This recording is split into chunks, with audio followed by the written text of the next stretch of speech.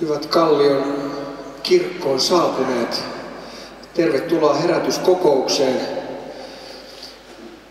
Mä sanoin tuolle Kallion Lars Levi Lestadiukselle eli Kai Sadinmaalle, että mä voin sanoa alkusanat, jossa mä pyydän etukäteen anteeksi. Tämähän oli siis Sigmund Freudin tapa aloittaa kaikki luennot niin, että hän pyysi aina etukäteen anteeksi siitä, millä kaikella mahdollisella tavalla hän tulee kuulijoita loukkaamaan. Mä voin tehdä tämän tällä tavalla vähän niin kuin kristillisemmin, eli mä pyydän näiden tulevien ihmisten puolesta mahdollisesti jo anteeksi. Tervetuloa, kiva, että olette tulleet tänne paikalle.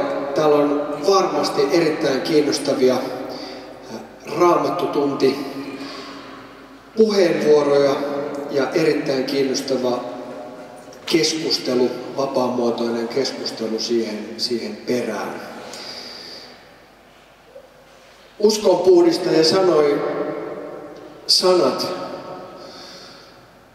ihminen voi palvella Jumalaa vain palvelemalla toista ihmistä. Ehkäpä me tänään voidaan yrittää ymmärtää, että mitä nämä uskonpuhdistajan sanat vois vuonna 2013 tässä maailmassa tarkoittaa. Meillä on tänään siis 3 puhujaa täällä.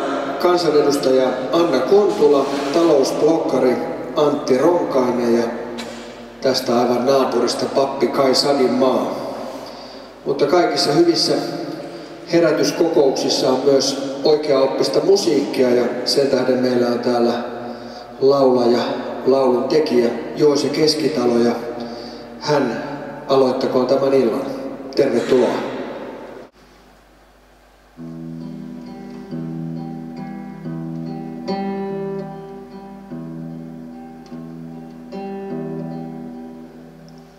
Hiljaiset maanteitä kutsun, tahdon laulaa laulun taas. Kuokailla kuokaukset, tuskaani lieventää. Nouskaa aamutuuleen kaikki vangitut, vaivatut sielut. Nouskaa ja katsokaa tämä maailman katoaa. Mun majani ei ole täällä, sanoi köyhä maani valtiaalle. Ja mun sotani ei ole tämä, olen muukalainen outo maani. Ja mun rauhani ei ole täällä, keskellä sodan ja tuhkan. Ja mun vapauteni ei ole tämän, kun vielä kotia kuljetaan.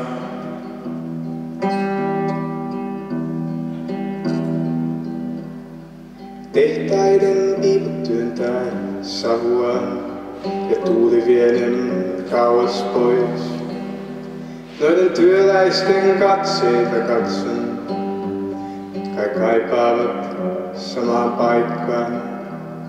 Ja lauluni soivat nyt ikävän, kun kotiin minäkin tahdon.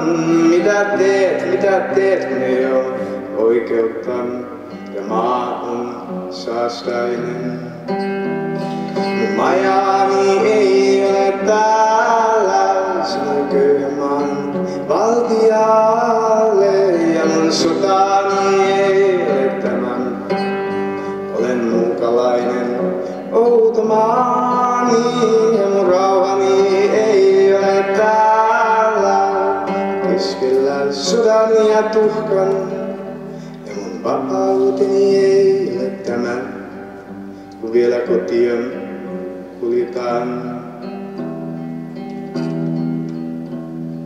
Kuljin ohi betonitaloja, joita asunnoiksi kutsutaan. Ja katseita etsin ikkunoista, mut en löytänyt yhtäkään. No linnut ovat edelleen vapaina, kuka vapauttaisi ihmisen niin kuin sillat ja tiet, ne on petosta. Kuljin kaikki, ne ei johda mihinkään. Mun majani ei ole täällä, sun köyhä maan valtialle. Ja mun sotani ei ole tämä, olen muukalainen outo maani. Ja mun rauhani ei ole täällä, keskellä sodan ja tuhkan. Ja mun vapauteni ei ole tämä, kun vielä kotia kuljetaan. Mitä tapahtuu nyt, en tiedä, mutta pelkään niin.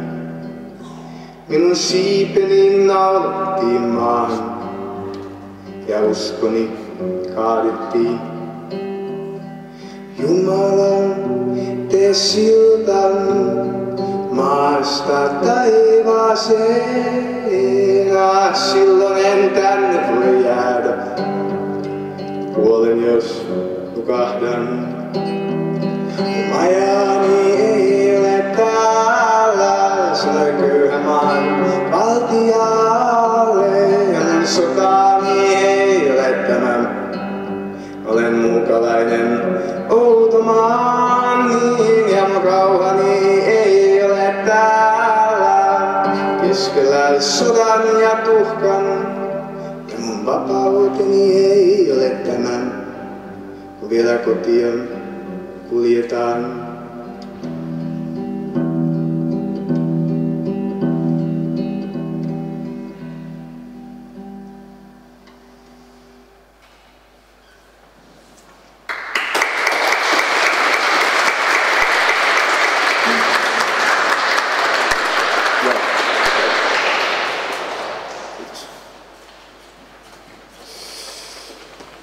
Tiedoksi sellainen vaan, että tämä radioidaan tämä tilaisuus, eli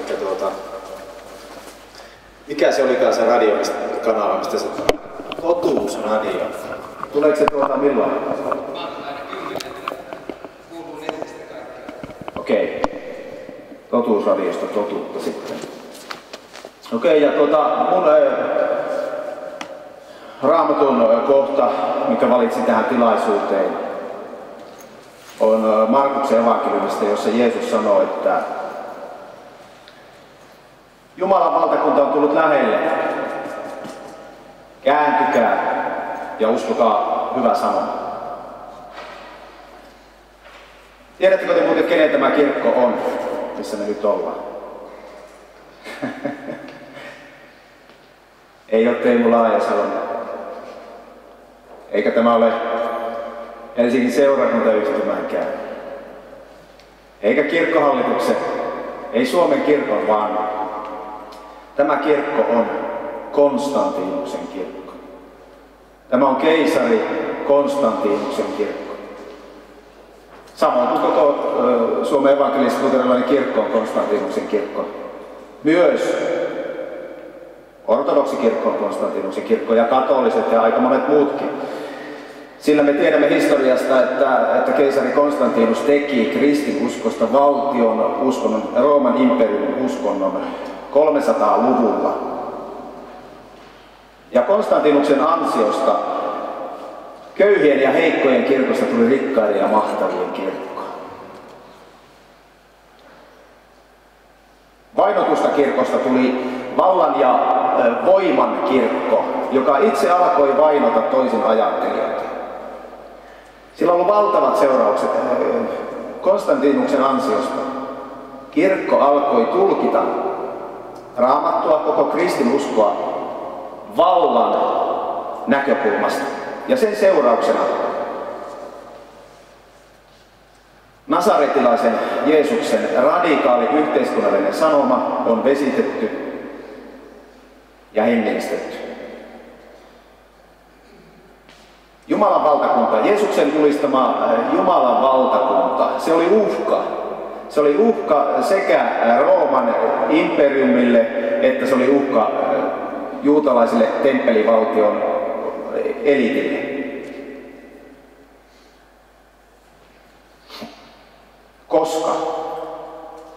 Se Jumalan valtakunta, jota Jeesus julisti, se oli hyvin maallinen valtakunta, se oli hyvin tämänpuoleinen valtakunta, se oli hyvin yhteiskunnallinen valtakunta. Ja se asettui väistämättömään vastakkainasetteluun sen Rooman imperiumin ja koko sen juutalaisen temppelivaltion kanssa. Se rauha, mitä Rooma tuotti, niin se oli väkivaltaista, se oli ihmisten alistamista. Se oli ihmisten orjuuttamista ja se Jumalan valtakunta oli ihmisten vapauttamista ja se oli ihmisten sisään sulkemista.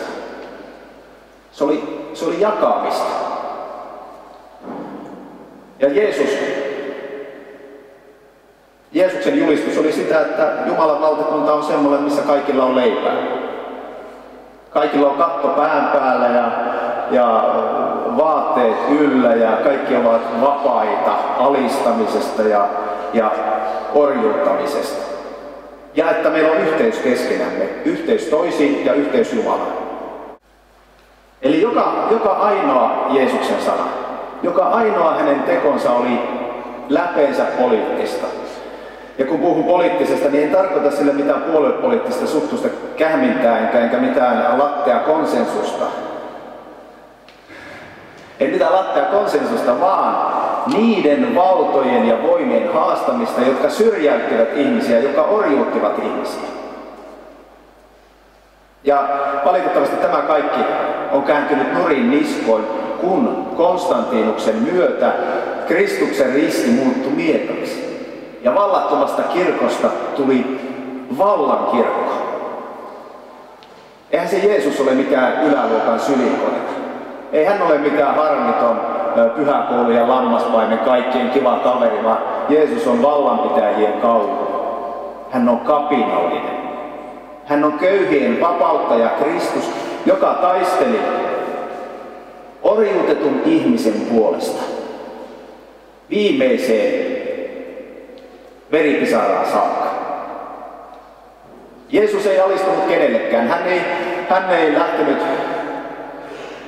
neuvottelemaan hallitusherrojen ja isokenkäisten kanssa, vaan hän sanoi heille suorat sanat.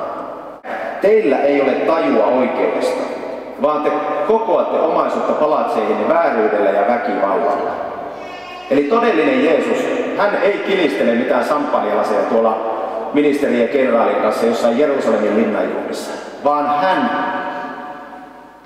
seurustelee viiniä ryystään niiden yhteiskunnan pohjasakan kanssa. Kaiken maailman pikkuniilikkien ja kadun tallaajien, kuorien, sutenöörien, rikollisten, kaikkien sen, joka tämä yhteiskunnan silmissä on halveksettu. Ja eikä se Jeesuksen seuraaminen, ei se ole mikään harrastus. Ei se ole mitään suvivirrenheisuutta tai kivoja kirkollisia häpeninkejä, vaan Jeesuksen seuraaminen, se on kapinaa.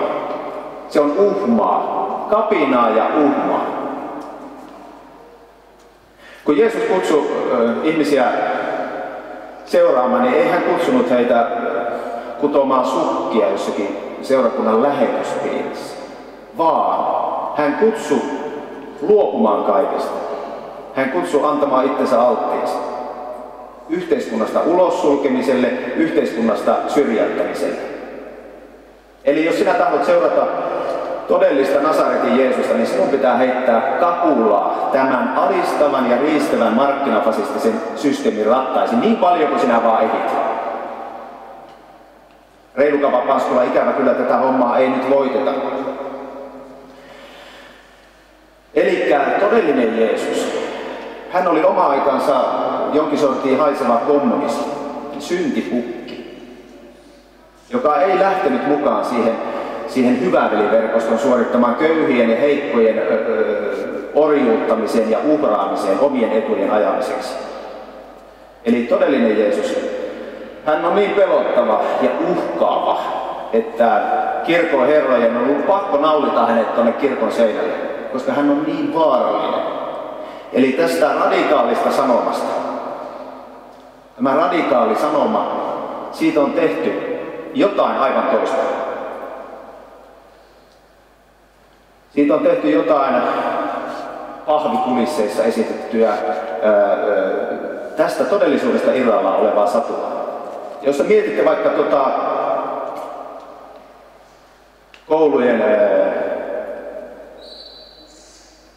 koulujen joulujuhlissa esitettyä Luukkaan jouluevankeliumia. Se on varmasti yksi tunnetumpia Raamatun kohtia tässä maassa. Niin sen kirkollinen tulkinta on lähestulkoon harhaoppista. Eli siitä radikaalista yhteiskunnallisesta sanomasta, siitä on tehty jotain idyllistä seiniasetelmaa. Jouluevankeliumin se ensimmäinen jae, se kertoo kaiken, mistä siinä on kysymys. Sillä sanotaan näin. Siihen aikaan keisari Augustus antoi käskyn, että koko valtakunnassa oli toimitettava verollepano. Eli yhdessä lauseessa siinä maalataan koko se yhteiskunnallispoliittinen tilanne, jossa ne palestiinalaiset elivät ja johon Jeesus syntyi. Eli Rooman imperiumin miehitysvallan alle.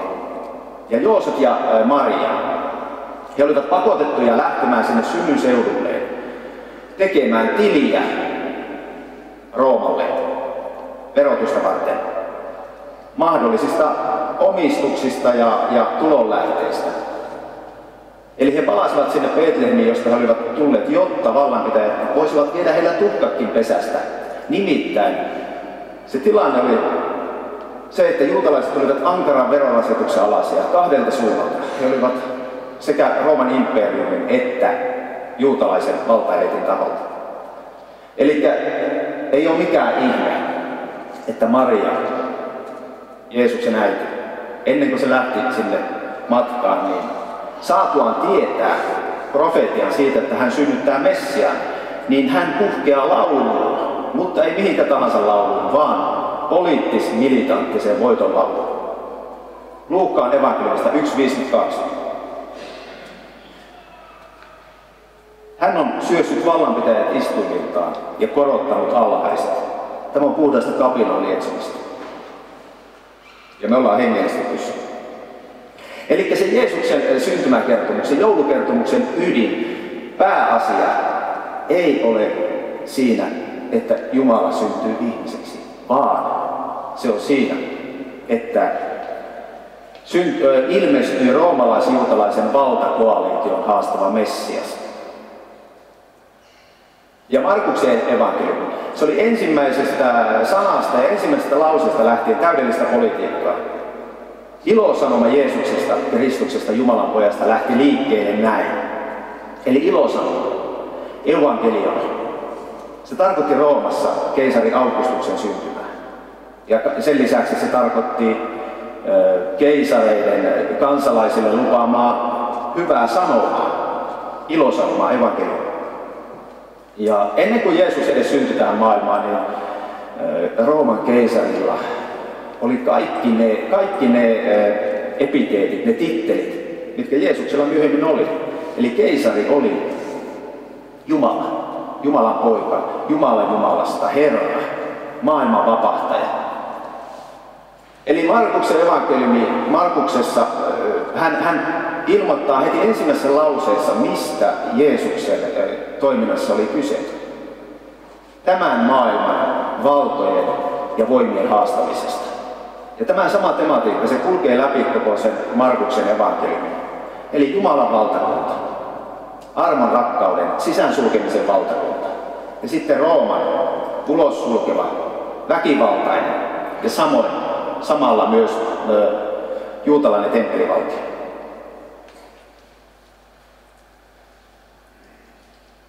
Eli kaikki on hyvin yhteiskunnallista, kaikki on hyvin poliittista.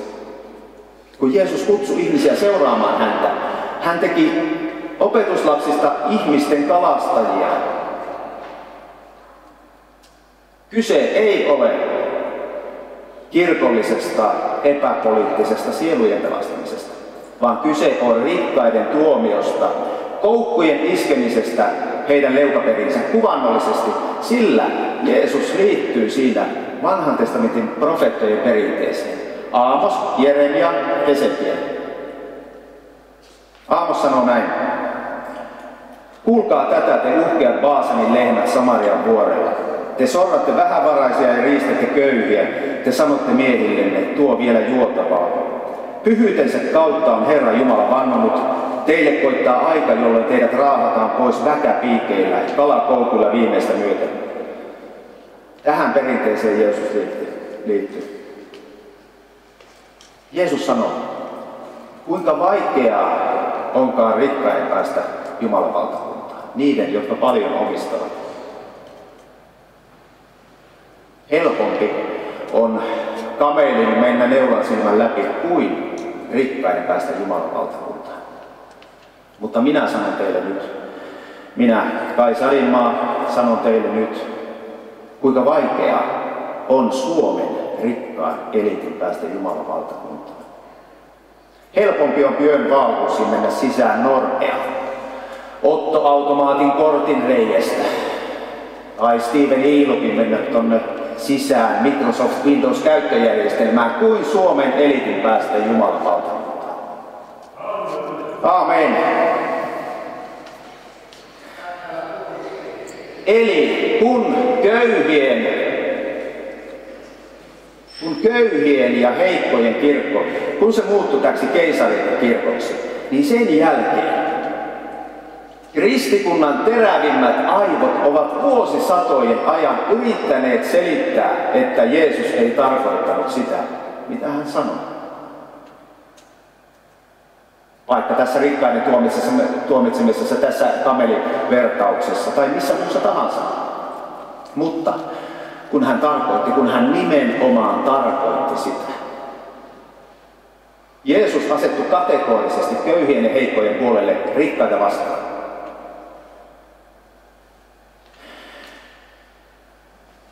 Eli jos rikkaat ja mahtavat haluavat päästä Jumalan valtakuntaan, niin ei riitä, että he käyvät veisaamassa suvivirsiä koulujen joulujuhlissa tai laulamassa kauneimpia joululauluja tai heittävät almun jollekin köyhälle, vaan täytyy tehdä oikeudenmukaisia tekoja. Eli palauttaa ne vääryydellä hankkimat omaisuudet, talot, pellot, yritykset, työntekijät ja niin edelleen. Ja palauttaa ne rahat köyhille. Aamen. Eli rikkaan on täysin mahdotonta päästä Jumalan valtakuntaan, sanoo Jeesus. Mutta hän jatkaa, mutta mikä ihmiselle on mahdotonta, se on Jumalalle mahdollista. Kiitos.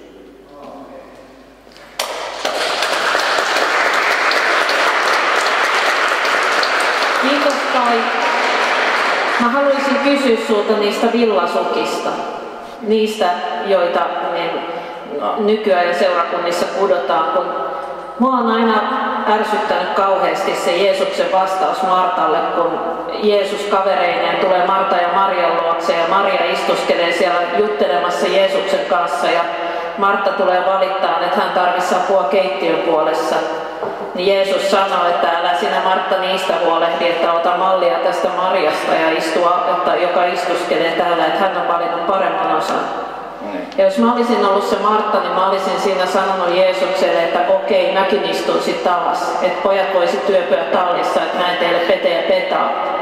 Niin kun kuitenkin Jeesus sinkkuna, joka muiden sinkkujen kanssa niin syö ihmisten pelloilta viljaa silloin, kun on nälkää kuljeskelee talosta taloon, niin hän voi kyllä olla radikaali ja muuttaa maailmaa ja olla periaatteen mies, mutta jonkun pitää sieltä vuoteet, jonkun pitää laittaa ruokaa, jonkun pitää kaitsia ne lapset, niin miten tästä periaatteesta pidetään kiinni sitten, kun se kohtaa sen arkielämän, joka ei välttämättä olekaan niin kauhean periaatteellista.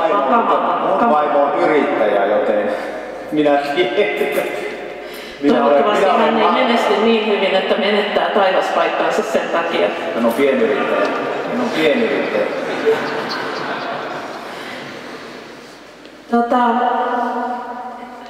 Mun lempikohtani Raamatusta tulee Matteuksen evankeliumista kohdasta, jossa Jeesus antaa matkaohjeita noille opetuslapsille, joita hän lähettää matkaan. Hän sanoo siellä, ja julistakaa, taivasten valtakunta on tullut lähelle. Parantakaa sairaita, herättäkää kuolleita, puhdistakaa spitaalisia ja ajakaa pois pahoja henkiä. Lahjaksi olette saaneet, lahjaksi antakaa. Ja tässä kohtaahan Jeesus todennäköisesti puhuu näistä taikakyvyistä, joilla voidaan parantaa sairaita ja voidaan saada saarnaa ihmisten sydämiin, mutta läpi sen Raamatun, jota mä luen, kulkee ajatus myös siitä, että sama lahjaksi saitte, lahjaksi antakaa, koskee myös huomattavasti maallisempia asioita. Raamattu alkaa siitä, Jumala luo yhtä ja toista ja antaa sen ihmisen käyttöön, kehottaa hallitsemaan ja vallitsemaan sitä hyvin, hankkimaan siitä elantonsa ja elämään sen kanssa säällisesti. Ja tästä lähtökohdasta kaikki maallinen omaisuus, jota me haalitaan, niin on alun perin pohjiltaan peräisin Jumalalta. No, mä tulen kommunistiperheestä, jossa on vähän maallisempi katsantokanta näihin asioihin. Et me ollaan aina korostettu enemmän sitä ihmisten työtä, mutta ehkä se todellisuus löytyy jostakin näiden kahden puolivälistä. Jos katsotaan, että mistä yksityisomaisuus syntyy, sekä sen Nalle Wahlroosin että sitten hänen vaimonsa, joka on pienyrittäjä, niin se syntyy kahdesta lähteestä. Toisaalta siitä luonnosta, ympäristöstä, luonnonvaroista, jotka on meidän käytössämme ilman mitään työtä tai vaivaa meidän itsemme kannalta. Ja sitten siitä työstä, jota me tehdään ja joka sitten kasauttaa meille erilaisia maallisia hyviä asioita, joita me voidaan hyödyntää elämässämme. Lämpöä, ruokaa, vaatteita ja muuta. Sitten siihen välimaastoon mahtuu vielä sellainen vaurauden muoto, joka meitä edeltävät sukupolvet on aikanaan kerännyt, joka ei ole itse asiassa meidän omalla työllä hankkimaamme, vaan on sellaista yhteisvaurautta, yhteisperintöä, joka on kasautunut kiitos niiden ihmisten, jotka on elänyt täällä ennen meitä. Sellaista vaurautta, joka on ihan rahassa mitattavaa myös, on esimerkiksi kieli, jolla mä nyt puhun, ja joka on lähes kaiken sen taloudellisenkin mahdin takana ja rahanteon takana, josta me tänäänkin puhumme ja olemme puhuneet. Sitä on myös aika suuri osa siitä rakennuskannasta, jota me täällä koitetaan hoivata ja uusintaa ja pitää kunnossa niin, että jättäisimme rautatiet ja koulut lapsillemme vähintäänkin siinä kunnossa, kun ne on aikanaan meille jätetty. No nykyään meidän yhteiskunta perustuu sellaiseen ajatteluun, että yksityisomistus on korkea hyvä ja sillä pitää olla vahva yhteiskunnallinen suoja. Ja suunta tuntuu olevan se, että yhä suurempi osa kaikesta siitä, mitä me nähdään ja mitä meidän ympärillä on, niin siirtyy yksityisomistuksen piiriin. Niihin päälle tulee nimilappu, että tämä kuuluu tälle ja tälle henkilölle. Joskus 100 vuotta sitten niin olisi naurettu, jos olisi mennyt sanoa, että joku päivä vielä juomavesi on jonkun yksityisomistusta. Nyt se sitä alkaa olemaan. Tai julkinen tila, josta meidän isovanhempamme on aikanaan taistellut kaikkien käyttöön, jokamiehen oikeudet tai oikeus kulkea kadulla, niin se vähitellen häviää sitä kautta, kun rakennetaan ostoskeskuksia ja erilaisia ostostunneleita, jotka kuuluukin yksityisen tilan piiriin ja johon ei enää kaikilla olekaan pääsyä, vaan jonneka pitää mennä rahapussin kanssa, jotta siellä saa olla. Ja tämä on ehkä se kohta, missä mä näen, että Raamattu jollakin lailla tulee lähimmäksi sitä ideologista taustaa, mistä mä olen kotoisin ja missä mun on hirveän helppo nähdä näiden yhdistyvän. Siinä ajatuksessa, että yksityisomistus ei ole niin pyhä ja hieno ja ainutlaatuinen asia, ei niin korkea arvo kuin millaiseksi meidän yhteiskunnassa se halutaan korottaa. Että itse asiassa hyvin vähän siitä, mitä me omistamme, oikeasti on meidän oma ansiotamme. Ja jos ei se ole meidän oma ansiotamme, niin silloin pitää kysyä, miksi juuri minä omistan sen, eikä joku muu. Miksi mun palkkani on 6 tonnia kuussa ja jonkun toisen palkka, joka tekee ihan yhtä kovasti töitä, on 2 tonnia kuussa. Joku kolmas ei saa sitäkään vaikka niin hänen panoksensa yhteiskunnalle todennäköisesti on ihan yhtä suuri kuin meidän kahden. Tänään tapasin viimeksi noita thaimaalaisia marjanpoimijoita. He poimii meidän metsissä marjoja 15 tuntia vuorokaudessa ja he ei saa edes sitä pientä summaa, joka marjoista heille lain mukaan pitäisi antaa, niin, koska meidän järjestelmä ei suojele heitä ja heidän saatavia niin, että he pystyisivät edes maksamaan velkansa pois. Ja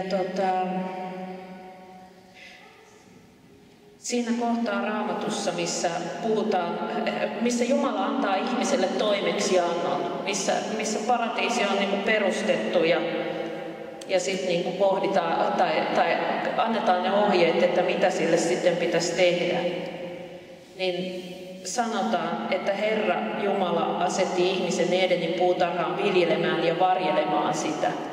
Ja musta tämä varjelemaan on kauhean tärkeä sana. Mä toivon, että tässä ei ole joku käännöshässäkkä, joka pilaa mun hienon tulkintani, niin kuin yleensä näissä käy. On ihan eri asia, oletko sä jossakin omistajana tai oletko sä jossakin tilanhoitajana. Onko sun hallintaoikeutesi jollekin alueelle sellainen, että sä saat tehdä ihan mitä tahansa ilman, että sä olet vastuussa kenellekään? Vai onko sun hallintaoikeutesi sellainen, että sut on asetettu varjelemaan, pitämään huolta, kantamaan vastuu siitä, että tämä vauraus säilyy tällaisena tai jopa kerryttää sitä? Se on vähän sama niin kuin kirjaston kirja, kun mä lainaan sen kirjastosta, niin en mä voi sinne sutata mitä tahansa, koska se on mulle annettu haltuun, mä saan sitä käyttää, mutta mun pitää pitää siitä huolta niin, että se palaa takaisin semmoisena käyttökelpoisena ja hyvänä, että se on edelleen kierrossa. Sitten jos mä ostan suomalaisesta kirjakaupasta sen saman kirjan, niin mä saan tehdä sille ihan mitä tykkään, vaikka polttaa sen eikä kukaan tule sanomaan. Ja niin. Joskus multa kysyttiin, että minkä takia vasemmisto ja oikeisto ajattelee niin eri lailla talonvaltauksista. Että kun aika monet oikeistolaiset pitää sitä pahana asiana, että mennään toisen yksityisomaisuutta mahdollisesti tuhoamaan ja ainakin käyttämään ilman lupaa. Ja vasemmistossa taas, ei ne kaikki sitä ääneen sano, mutta aika monet ajattelee, että ei se niin paha asia ole taivaalla. Jopa, että se on ihan jees ja jopa kannatettavaa. Mä itse kuulun tähän ääripäähän. Niin se lähtee siitä erilaisesta suhtautumisesta omistamiseen. Siitä, että ajatellaanko, että me ollaan täällä varjelemassa ja pitämässä huolta jostakin, joka ei pohjimmiltaan perimmiltään ole kuitenkaan meidän omaa, vai ollaanko me täällä yksinvaltiaina hallitsemassa sitä. Ja jos halutaan purkaa tämä vasemmisto-oikeistojako ja mennä ympäristökysymyksiin, jossa poliittiset palikat asettuu vähän eri lailla, niin sama kysymys edelleen, mitä me saamme tehdä ympäristölle, mihinkä asti meidän valtamme sen suhteen ulottuu. Onko ihan jees, jos me niin työpaikkojen taikka vaurauden vuoksi käytetään nyt pallosta enemmän kuin mitä se pystyy uusintaan. Ja sanotaan, että me tehdään tämä sen takia, että me ei haluta jättää vaikkapa taloudellista velkaa lapsillemme niin paljon. Vai meneekö se jälleen kysymykseen siitä varjelemisesta ja suojelemisesta? Suojelemisesta siinä kaikessa, minkä ylitse meille on annettu valta.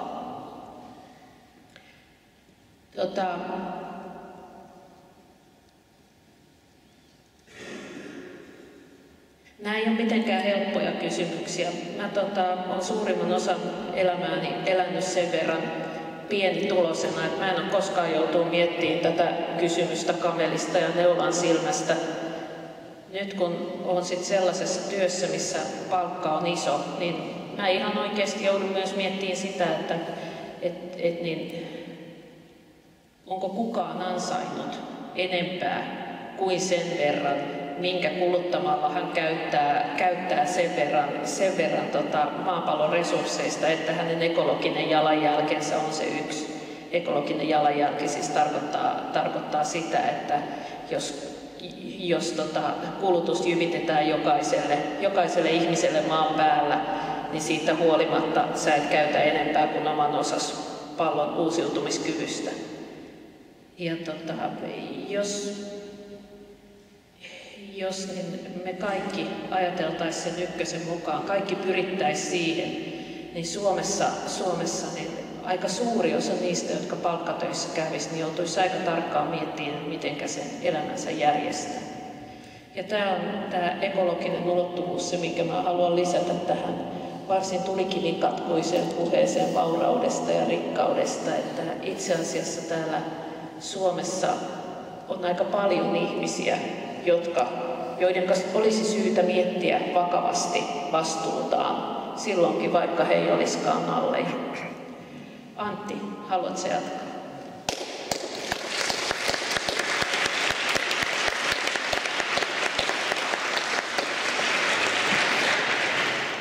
Antti on mun naapuri, sen takia me ollaan täällä. Me käydään aina Domarissa siiderillä silloin tällöin yhdessä.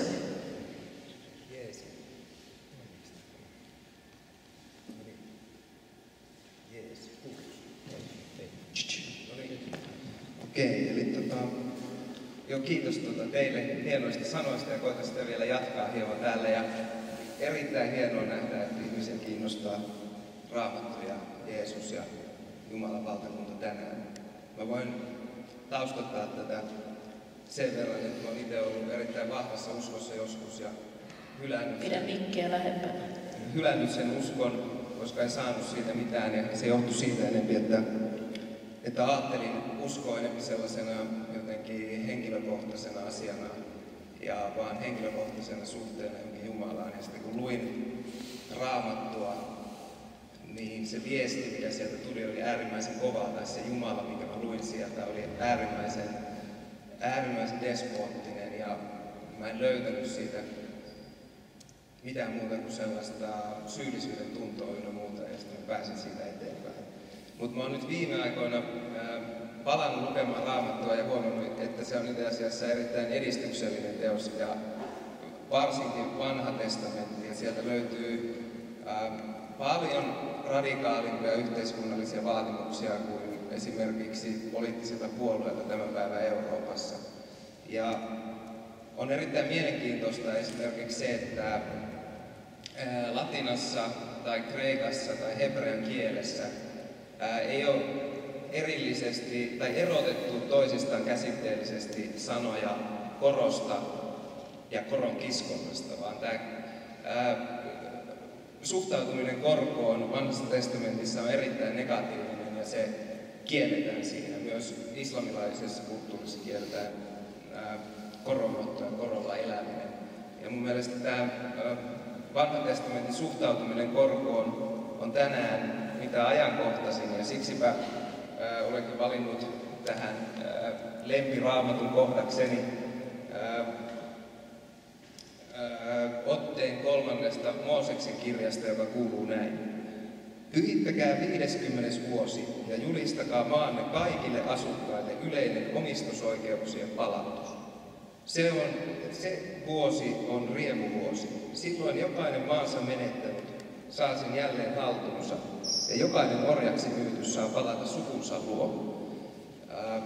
Ja tämä yhdistyy sillä tavalla tuohon Kain puheeseen, että kun Jeesus aloitti uransa profeettana ja alkoi julistaa edistyksellisiä yhteiskunnallisia reformeja ja niiden tarpeita ja osoittaa epäkohtia, niin hän meni Jerusalemin temppeliin ja ja luki Raamatusta kohdan, jossa hän viittaa nimenomaan tähän riemuvuosiperinteeseen lukemalla: Herran henki on minun ylläni, sillä hän on voidellut minut. Hän on lähettänyt minut ilmoittamaan köyhille hyvän sanoman, julistamaan vangituille vapautusta ja sokeille näkönsä saamista, päästämään sorretut vapauteen ja julistamaan Herran riemuvuotta. Eli Jeesus myös jakoi tämän idean jubileesta eli riemuvuodesta, eli siitä, että joka 50. vuosi velat armahdetaan, orjat vapautetaan ja viljelijät saa käyttöoikeutensa takaisin näihin peltoihin ja maihin. Ja mitä tässä on vallankumouksellista tämän jubileen takana on se, että velka on keksitty noin 5000 vuotta sitten. Ja velan keksimisestä lähtien ihmiset on tajunnut, että se johtaa kauheisiin yhteiskunnallisiin katastrofeihin, jos velkojat pääsee yhteiskunnassa niskan päälle ja ne pääsee kurittamaan niitä, jotka ovat velkaa. Ja vaikka silloin kun velka keksittiin ja piti odottaa vielä monta tuhatta vuotta, että Karl Marx kirjoitti Pääomansa ja kertoi, että kuinka kapitalistinen tuotanto toimii ja miten luokkayhteiskunta syntyy, niin jo nämä Mesopotamiassa eläneet ihmiset ymmärsivät sen, että jos annetaan taloudellinen valta mennä eteenpäin ja rikkauksien kasaantua, niin se johtaa yhteiskunnallisiin katastrofeihin. Ja he eivät ymmärtäneet eikä keksineet, että miten me luodaan yhteiskunta, jossa ei olisi ristiriitoja tai hierarkioita, niin he keksivät hyvin yksinkertaisen ratkaisun, joka oli tämä riemuvuosi. Eli yksinkertaisesti joka 50. vuosi nollataan velat. Ja se on erittäin ajankohtainen vaatimus miettien vaikka näitä marjanpoimijoita, mutta miettien myös Eurooppaa ja koko maailmaa. Mä voin kertoa semmoisen hauskan tarinan siitä, että kuinka sairas järjestelmä korko ja koron kerääminen on. Miten korko ja sen imeminen johtaa nimenomaan ekologiseen katastrofiin, mutta myös sosiaalisesti kestämättömiin ratkaisuihin. Jos neitsyt Maria olisi Jeesuksen synnyinvuotena vienyt 1 shillingin pankkiin ja siitä olisi alettu maksamaan 6% korkoa ja tämä 6% on hatusta vedetty, mutta esimerkiksi Espanja ja Italian valtio on maksanut 6% korko 10 vuoden lainoista viime vuosien aikana. Niin 1800-luvun loppuun mennessä tämä 1 shillingi olisi siellä pankkitilillä kasvanut niin paljon korkoa, että jos se raha olisi muutettu kullaksi, niin siitä olisi tullut niin iso kultapallo, että se olisi ollut 150 miljoonan maapallon kokoinen. Eli se olisi ollut kultapallo, jonka halkaisija on yhtä suuri kuin Saturnuksen kiertorata auringon ympäri. Eli jos me annetaan korolle ja rahan eläjille tai koroilla eliöille valtayhteiskunnassa, niin se johtaa ainoastaan sellaisten velkojen määrän kasvamiseen, joita ei yksinkertaisesti voida maksaa takaisin. Ja yleisesti sekä Jeesus, mutta myöhemmin myös esimerkiksi Martti Luther, Calvin ja täällä on paljon ihmisiä, jotka tuntee kirkkohistoriaa paremmin, niin on jaettu käsitys, että lainan antaminen ja siitä koron ottaminen sellaisilta ihmisiltä, jotka joutuu vain suurempiin ongelmiin näiden korkojen takia, rikkoo 8 käskyä siitä, että ei saa varastaa. Eli korko on järjestelmä, jolla varastetaan yhteiskunnallista omistusta. Ja se, että minkälaisessa järjestelmässä me tällä hetkellä eletään, on nimenomaan tällainen maailma, missä koroilla elijät kasvattaa vaan omaisuuttaan, ja se johtaa 2 asiaan. Se johtaa siihen, että suurin osa yhteiskunnassa olijoista on velkaorgia ja on erittäin pieni eliitti, jolle kasaantuu kaikki varallisuus, mutta myös sen varallisuuden mukana heille kasautuu yhteiskunnallinen päätösvalta siitä, että miten työnjako järjestetään, minkä periaatteiden mukaan verotetaan, minkä periaatteiden mukaan tulot jaetaan, miten vastataan kestävyysvajeeseen ynnä muuta. Ja nyt jos katsotaan sitä kehitystä, että mikä esimerkiksi Euroopassa on viimeisen 3 vuoden aikana tapahtunut, niin poliittinen konsensus on mennyt erittäin jyrkästi oikealle. Paitsi taloudellisessa mielessä arvot on muuttuneet menneet oikealle, mutta myös niin kuin arvokysymyksissä niin poliittinen konsensus on mennyt äärimmäisen oikealle. Ja mä oon nyt miettinyt viime aikoina tosi vakavasti sellaista kysymystä, että eletäänkö me enää edes kapitalismissa, vaikka olen vasemmistolainen ja tehnyt kapitalismikritiikkiä, niin että kapitalismi on yhteiskuntamuoto, jossa pyritään alistamaan kaikki ihmisten toiminta voiton tavoittelulle. Ja sen ideana on, että tulee mahdollisimman paljon talouskasvua ja pääoma laajentaa itseään. Mutta itse asiassa tällä hetkellä me ollaan yhteiskunnassa, jossa pääomat vaan kasaantuu ja sitä joudutaan pumppaamaan pankkisektorille koko ajan enempi. Ja itse asiassa valtiot, yritykset, kotitaloudet ja kuluttajat on kaikki tämän velkajärjestelmän, pankkijärjestelmän orgia. Ja on vaikea enää nähdä, että miten tämä yhteiskunta kasvaisi tästä tai edistyisi mitenkään. Tässä jotain lukemia siitä, että minkälainen on meidän hieno maailma tällä hetkellä, demokraattinen maailma. Maailmassa on arviolta varallisuutta noin 200 000 miljardia. Siitä 150 firmaa kontrolloi tästä 200 miljardista 40%, melkein puolta, 150 firmaa. 60% kaikesta maailman varallisuudesta on yhdysvaltalaisten tai eurooppalaisten käsissä. Eli varallisuus ei jakaudu kapitalismista ja vapaasta markkinataloudesta huolimatta edes mannerten välillä kovin tasaisesti. Kaikista hirveintä tässä on se, että maailmaa johtaa pankit ja tarkemmin sanoen 13 suurta pankkia hallitsee suurinta osaa kaikesta maailman varallisuudesta ja käytännössä päättää valtioiden ja yrityksen rahoituksesta.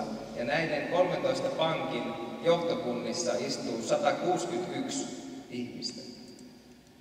Näistä 161 ihmisestä 84% on miehiä, 88% valkoisia. Kaikki on käyneet yliopiston samassa 10 eri yliopistossa. Eli puhutaan erittäin pienestä eliitistä.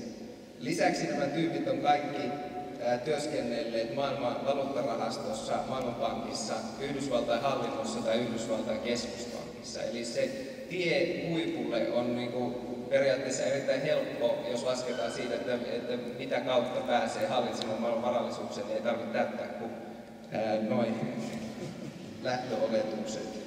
Mutta siitä, että vaikka puhutaan tasa-arvosta ja siitä, että yhteiskunnassa pehmeät arvot vallitsee ja naisten ja miesten tasa-arvo toteutuu koko ajan paremmin ja ei ole rasismia ynnä muuta, niin jos katsotaan puhtaasti sitä, vaikka ketkä päättää varallisuudesta, niin se on erittäin harvan porukan käsissä. Samaan aikaan 50% maailman väestöstä omistaa yhteensä 2% kaikesta maailman varallisuudesta. Yhteensä 2,5 miljardia ihmistä elää alle $2 päivässä. Joka päivä 35 000 ihmistä kuolee nälkään ja näistä suurin osa on lapsia. Eli me olemme edelleen maailmassa, jota nämä Mesopotamiassa rahajärjestelmiä ja velkaa keksineet tyypit pyrki välttämään. Eli me olemme maailmassa, joka on täynnä velkaordia, jota hallitsee oligarkia. Ja vaikka Suomessa on totuttu naureskelemaan sille, että Venäjällä on oligarkkeja, niin tosiasiassa tämä pätee koko maailmaan. Venäjä on ehkä semmoinen mikrokosmos siitä, mitä on tapahtunut, tai minihistoria, mitä täällä kokonaisuudessa on tapahtunut. Mihin tämä kaikki liittyy on se, että on erittäin surullista, että tästä velka-armahduksen ja jubileen perinteestä luovuttiin nimenomaan Rooman imperiumissa. Ja nimenomaan läntinen Raamatun luenta unohti nämä käsitykset, taloudellis-moraaliset käsitykset, mitä Vanhassa testamentissa opetettiin, minkä Jeesus jakoi. Ja Raamatusta on tullut, uskosta on tullut enemmän henkilökohtaista ja se kirkko on pyrkinyt sanoutua irti politiikasta ja se on sellaista henkilökohtaista, enemmän niin kuin korostetaan 10 käskyä kuin tämmöistä yhteiskunnallista laajaa käsitystä siitä, että miten tulo- ja työnjako pitäisi järjestää. Ja on jotenkin erittäin surullista, että vaikka me luullaan elävämme edistyksellisessä demokraattisessa yhteiskunnassa, niin jos katsoo julkista keskustelua, niin ei täällä ei kovinkaan avoimesti kyseenalaisteta tätä suuntaa, vaan kaikki nyökyttelee ja annetaan tämän veneen kohti konkurssia koko aikana. Ja jotenkin oli tyrmistyttävää, kun aloin lukemaan Raamattua, että Raamatussa todellakin vanhat profeetat on paljon edistyksellisempiä ajattelijoita kuin suurin osa poliitikoista näinä päivinä. Ja on erittäin iloinen, että täällä on näin paljon ihmisiä ja toivon aktiivista keskustelua velasta ja korosta. Tässähän piti puhua myös rakkaudesta. Toivotaan, että sekin tulee kuvioihin pian, mutta päätän puheen. Saanko mä kysyä yhden asian? Sun blogissa on ollut ehkä freesein vaihtoehtojen talouspoliittinen kanava Suomessa viimeiset vuodet ja mä oon sitä seurannut ja innostuin tästä riemuvuosiajatuksestakin kovasti ja koitin sitä sitten kollegoilleni puhua, että mitäs jos annettaisikin kaikki velat anteeksi. Ja, mun täytyy sanoa, että se ajatus ei saanut kauhean varauksettoman lämmintä vastaanottoa, vaan enemmänkin semmoinen niin kuin hämmentynyt epävarma hiljaisuus.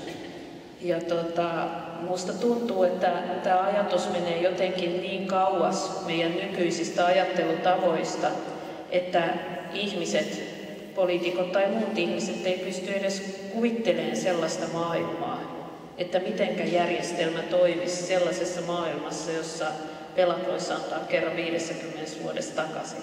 Niin haluaisitko sä maalailla meille vähän, kun maailma ei voi muuttaa johonkin suuntaan ennen kuin on pystynyt kuvittelemaan sen, että mitä siitä kaikkea seuraa? Niin, no tässä on erittäin vaikea,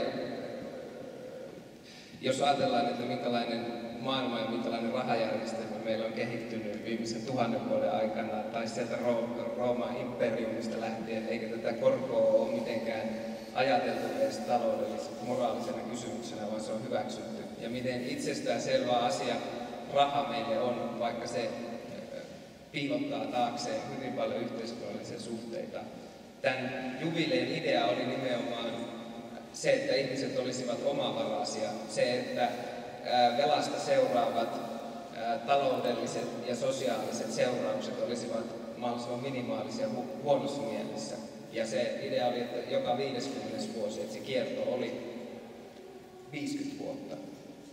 Se, että nyt tehdään velka-armahdus, tulee olemaan erittäin drastinen asia, koska se, että se tulisi tarkoittamaan koko tämän maailmanjärjestelmän rommauttamista siinä mielessä, että näiden pankkien valta pitäisi lopettaa. Mutta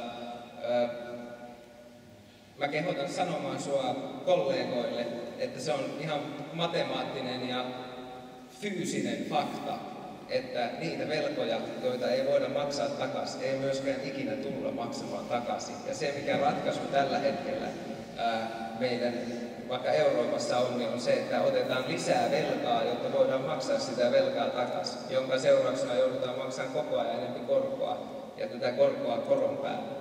Toinen hauska esimerkki tästä on nimenomaan tästä, että kuinka nopeasti korko lähtee kasvamaan, koska se jossain kohtaa kasvaa eksponentiaalisesti. Tiedätte varmaan tämän esimerkin shakkilaudan keksijästä, ja shakkilaudan keksijä, keisari sanoi, että mä palkitsen sun ruhtinaallisesti, ja shakkilaudan keksijä sanoi, että okei, laita ekalle ruudulle 1 vilja, sitten toiselle ruudulle 2 viljaa, seuraavalle 4, seuraavalle 8 ja niin edelleen. Jos tämä korvattaisiin sillä, että siihen laitetaan 1 penni ensimmäiselle ruudulle, seuraavalle 2 ja niin edelleen, niin siellä 64.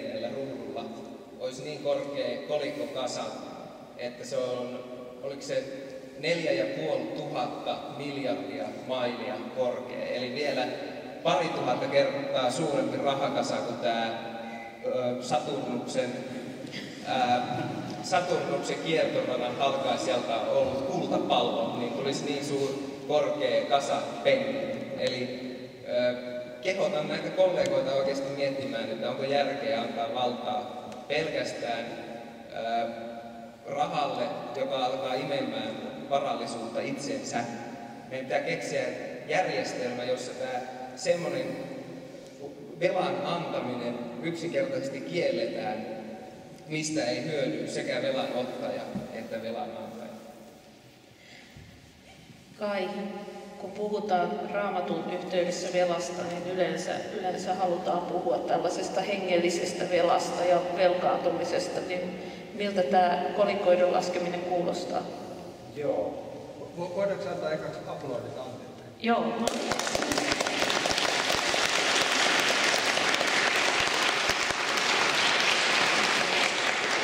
Ja siis Kai itse asiassa on tästä niin sellainen puheenjohtaja, joka pyrin aina dominoimaan. Ei, ihan. Eikö mä pitää olla ihan... Minä ja Teemu aina ollaan... Ihan solidaarisia. Niin, sä kysyit siitä rahasta, velasta ja... Niin. No... Mitenkä tämä, niin kun tätä on yritetty nyt hengellistää näitä asioita, että näissä on kysymys vaan niin siitä, että miten ihmiset tuntuu niin että kun ne tuodaan näin niin konkreettiseen.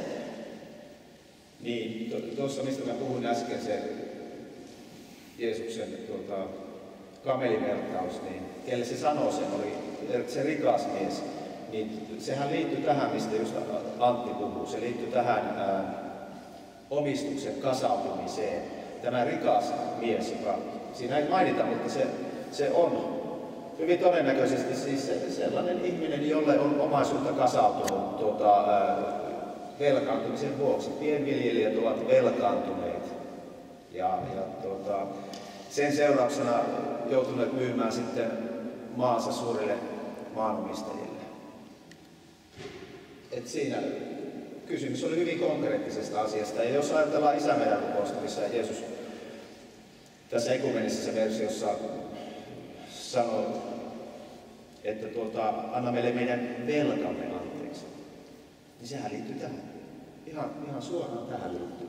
Eli Isä meidän rukous on hyvin yhteiskunnallispoliittinen rukous. Ja me ollaan siitäkin tehty ihan vaan niin jotain yksilöön keskittyvää pääsisäistä asiaa. Se on todella niin vallankumouksellista puhetta koko aika. Tämä niin menee läpi kaiken Jeesuksen puheiden ja evankeliumien. Nyt sä voisit koittaa kysyä yleisöstä. Siellä on. Ole hyvä. Anteeksi, onko siellä mikrofoni?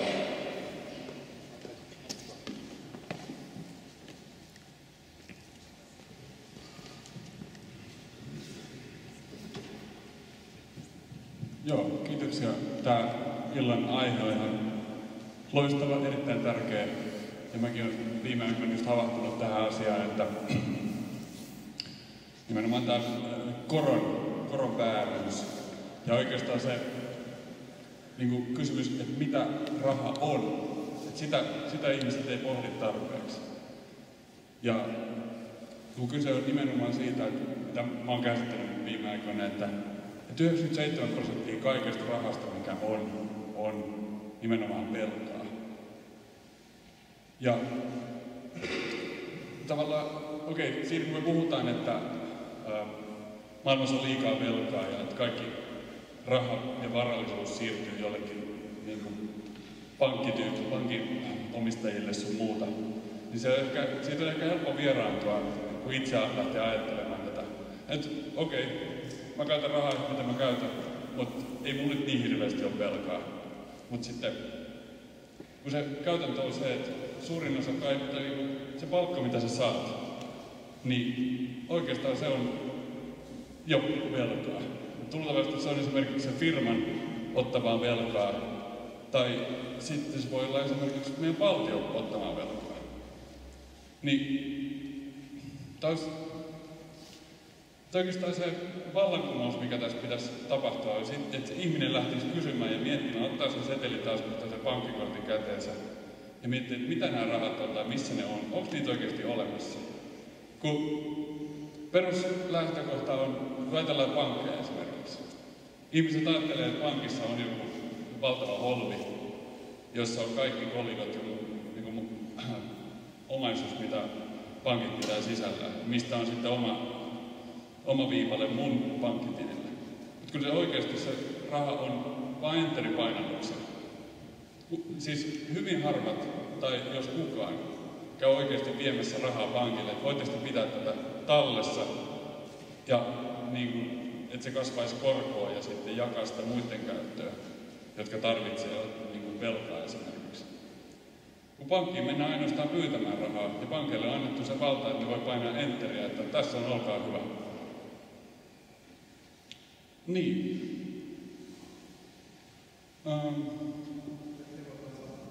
No joo, kommentoikaa tätä. Joo, erittäin paljon kommentoitavaa, mutta lyhyesti voisi sanoa, että se ongelma on nimenomaan siinä, että meillä on järjestelmä, jossa ylipäätään sallitaan yksityiset pankit. Ei pitäisi olla mitään yksityisiä pankkeja. Mikä pankin tehtävä on lähtökohtaisesti, jos ajatellaan? Mun mielestä kaikki velka ei ole paha, mutta mä kyseenalaistan sen, että meidän suurin osa nimenomaan velasta on velkaa, joka ei liity tuottavaan toimintaan mitenkään, eikä se palvele ketään muuta kuin niitä velanantajia. Niin suurimmasta osasta velkaa pitäisi päästä eroon. Ja nimenomaan rahoitus, mitä se palvelee kotitaloutta, se palvelee yritystä ja se palvelee valtiota. Ja se, että kun yritys maksaa palkkansa, niin ei se välttämättä ole pelkkää velkaa. Se voi ottaa velkaa, sijoittaa ne, tehdä tuotteita ja siitä syntyy lisäarvoa. Ja sitten se maksaa sen velan takaisin pikkukoron pankkiirille. Se on ihan ok, jos siinä on tehty arvon lisäystä. Ei se ole mitään harhaa, mutta suurin osa tällä hetkellä velasta otetaan ja sijoitetaan jonnekin pörsseihin, missä se vaan pyörii ympäriinsä. Maailmassa on kaiken maan ruokajohdannaisia ynnä muita asuntoveloista johdettuja johdannaisia yli 600 000 miljardia, yli 10-kertainen määrä suhteessa maailman vuotuisen bruttokansantuotteeseen. Eli on selvää vaan, että tämä niin tuottamaton velka kasvaa yhteiskunnassa. Ja se johtuu ainoastaan siitä, että on yksityisiä pankkeja. Jos olisi julkiset pankit, jotka olisi lainsäädännöllisesti määrätty palvelemaan kotitalouksia, yrityksiä ja valtioita, niin heillä olisi ainoastaan intressi turvata hyvät rahoituspalvelut näille omille asiakkaille, niin kuin sen pitäisi ollakin.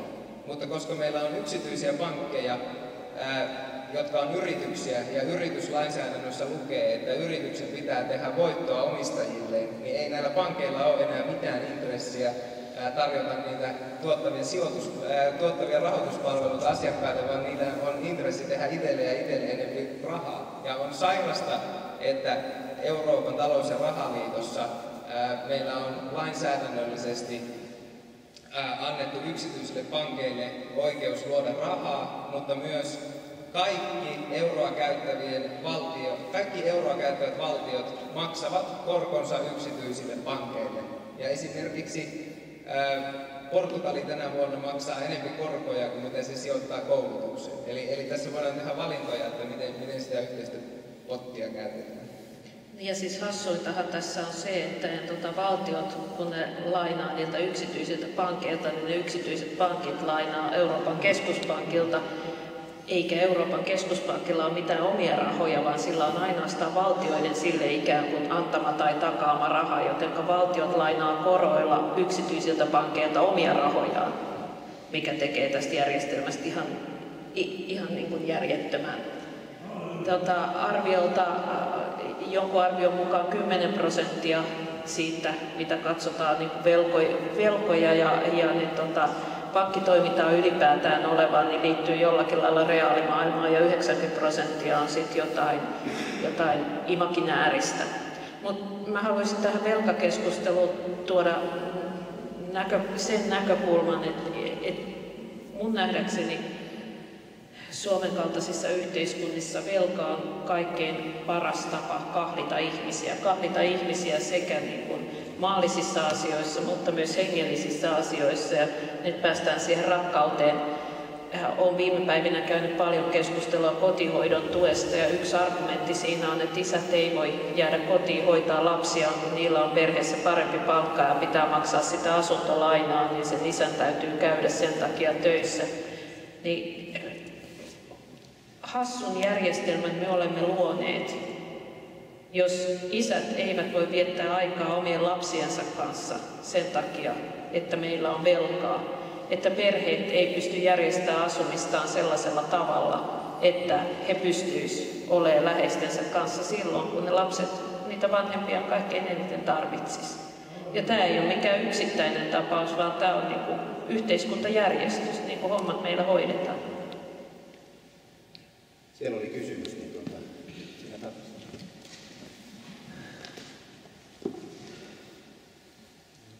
Ei ole niinkään kysymys kuin kommentti. Liittyy siihen, mitä Antti sanoi tästä riemuvuodesta ja miten Anna kertoi ehdottaneensa tätä käytäntöä työkavereilleen. Tästä tuli mieleen tällainen lainaus, jonka juuri satuin lukemaan, joka kuuluu niin, että siitä, että jollekin ongelmalle ei ole olemassa realistista ratkaisua, ei seuraa se, etteikö sitä ongelmaa olisi olemassa. Eli meillä on tässä ympärillämme paljon sellaisia ongelmia, joihin ei välittömästi eikä pitkälläkään aikavälillä nähdä ratkaisua, mutta jollain tavalla meidän täytyy silti nähdä ja suhteutua niihin. Sitten tässä vielä toinen sellainen yleisluontoisempi kommentti, johon ehkä myöhemmin voidaan palata, jos siihen on aikaa.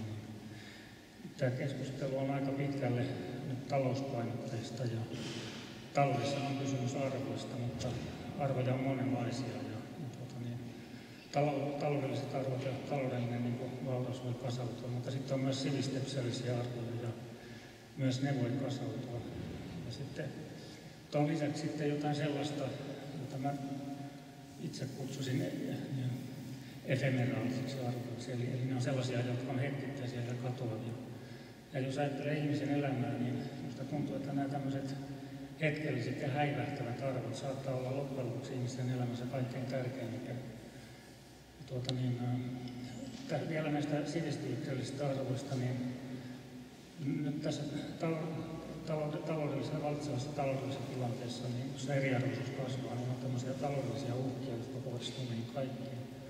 Mutta sitten on myös uhkia, jotka kohdistuu sivistyksellisiin ja kulttuuriarvoihin. Ja ne on yhtä lailla vakavia, koska ne köyhdyttää meidän elämää. Ja monille meille sitten jää häivähtävät arvot, jotka kuitenkin voi olla tärkeitä. Ja mä uskon, että köyhänäkin voi elää hyvin rikasta elämää.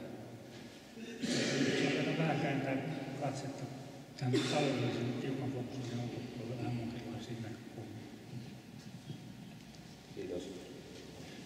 Joo, se minkä takia nyt puhutaan niin paljon taloudesta on se, että me valitsimme illan teemaksi talouden sen takia, että meidän mielestä hengellisissä yhteyksissä liian vähän puhutaan taloudesta, kun kuitenkin meistä se on tärkeä asia puhua myös siitä näkökulmasta.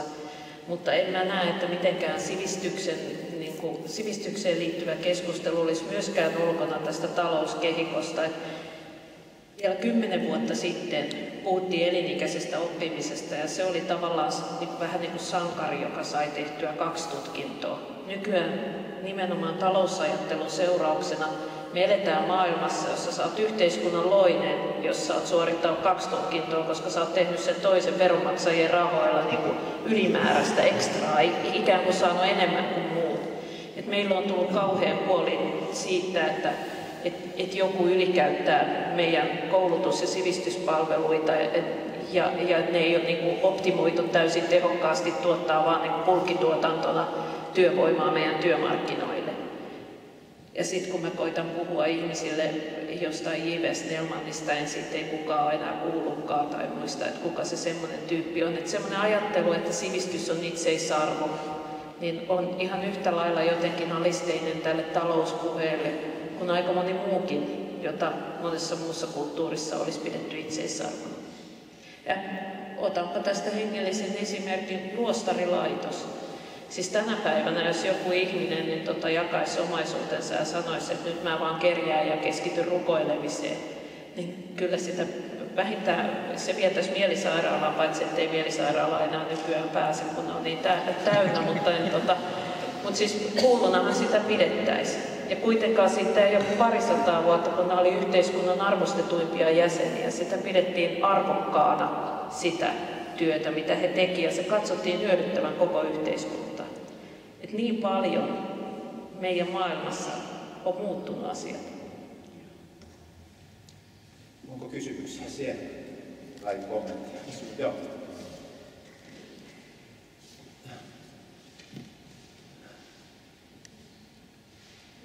Kiitos tästä keskustelusta. Ja oli aikakin, että kirkko avaa ovensa poliittiselle keskustelulle. Kiitos erityisesti Kallioseuralle, jonka jäsenmäkin on. Nämä on tärkeitä kysymyksiä kaikki, joita te olette nostaneet esiin. Ja mä haluaisin ehkä tuoda tämän kysymyksen siitä riittävästä elämästä, joka osittain sitten tietysti sivuaa kysymystä siitä, että miksi nuori perhe ei voi asua vuokralla, esimerkiksi Helsingissä, miksi juuri isän on käytävä töissä, jotta lapset saataisiin kotona hoidetuiksi. Mikä on riittävästi? Kirkko voisi alkaa käydä keskustelua. Me voimme elää hyvin, se on tuotu esiin näillä erilaisilla, meillä on muutakin varallisuutta ja varantoa kuin vain se taloudellinen varanto, jota me toki kaikki tarvitaan. Minusta on hyvä, että puhutaan nimenomaan siitä. Mutta että mikä on riittävästi? Voisimmeko elää vähemmällä, voisimmeko vaatia yhdessä vähemmän ja tätä kautta tulla onnellisemmiksi, ehkä rakastaa, meillä olisi aikaa rakastaakin vähän enemmän ja näyttää sitä rakkautta toisillemme. Sitten toinen kysymys tai ihan konkreettinen asia on se, että perustuloaloitehan ei saanut siipiensä alle ilmaa riittävästi johtuen siitä, että se ehkä koordinoitiin huonosti, mutta esimerkiksi kirkko ei tässä asiassa käsittääkseni ottanut aktiivisesti kantaa. Ja kirkolla on niin paljon jäseniä, seurakunnan niin paljon jäseniä tässä kaupungissa, että se olisi saatu heti läpi. Se voitaisiin ottaa uudestaan yhteiseksi asiaksi ja tuoda siihen myös tämmöinen hengellinen, myöskin kristillinen näkökulma. Ja mä uskon, että pohjaa löytyisi myös teidän siteeraamista Raamatun kohdistakin.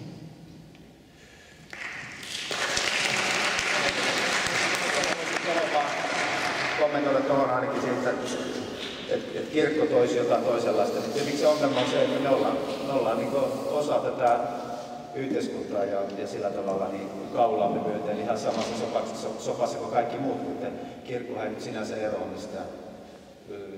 Kirkko ei välttämättä ole ensimmäisenä missään tuomassa jotain vastakulttuuria, että kyllä se tulee ihan jostain muualta. Että me ollaan osa sitä establishmentia ja me ollaan osa sitä valtakulttuuria. Se on minusta se ongelma, että se nyt vaatii kirkolta aikamoista niin juurille menemistä meiltä, että mistä tässä nyt sitten oikeastaan on kysymys kaikin puolin. Niin, mä en tiedä, mä oon vaan kirkon semmoinen ulkokehäläinen ja enemmän tämmöinen itse oppinut kristitty, niin mä en näe kirkkoa noin synkässä valossa kuin sä insiderina, että mä toisaalta kyllä näen, että kirkon piirissä löytyy myös paljon sellaisia hyviä ituja ja sellaisia radikaalejakin niin kuin toiminnan yrityksiä, joille muussa yhteiskunnassa ei ole tilaa. Okei, no näiden marjanpoimijoiden kohdalla. Ajatellaan, että niin kuin, meillä on 50 ihmistä keskellä metsää ilman niin kuin suojaa ja ruokaa. Niin kuka pääsee ensimmäiseksi hätiin? Tavalliset ihmiset, työttömien yhdistys siellä. Ei suinkaan kirkko, jolta kestää viikko ennen kuin se saa oman byrokratiansa läpi niin kuin heilautettua sen, että saako ne majoittua siellä paikallisessa seurakuntatalossa. Mutta kirkko on kuitenkin kakkosena. Viranomaiset ei ole herännyt vieläkään, niillä kestää vielä kauemmin. Että jos meillä jonkinnäköinen hyvinvointivaltion rakenne pitäisi olla, joka huolehtii ihmisistä täällä, niin ehkä se toimii niin kuin normitapauksissa, mutta heti kun tapahtuu jotain yllättävää, niin mikään ei enää toimikaan. Ja niin kuin ihmiset voidaan jättää keskelle metsää ilman mitään suojaa. Ja paperittomien auttamistyössä, niin kirkon piiristä on noussut sellaisia ääniä, jotka on ollut tosi edistyksellisiä suhteessa siihen, että miten tämä yhteiskunta yleensä hyvinkin hostiivisesti suhtautuu ihmisiin. Toki ne ei ehkä ole kirkon valtavirtaa, eikä ehkä niin näy sitten niin kuin siinä koko kuvassa, mutta että kirkossakin, mä oon täällä sen takia, että mä näen, että siinä on paljon potentiaalia moneen eri suuntaan. Se on hyvä, että puolustat kirkkoa. Älä sano Kaitsulle mitään, otetaan yleisön keskustelua. Tämä on niin hyvin sanottu. Hän et saanut sanoa mitään. Kiitos. Mulla menee täysin sama aihepiiriin kysymys.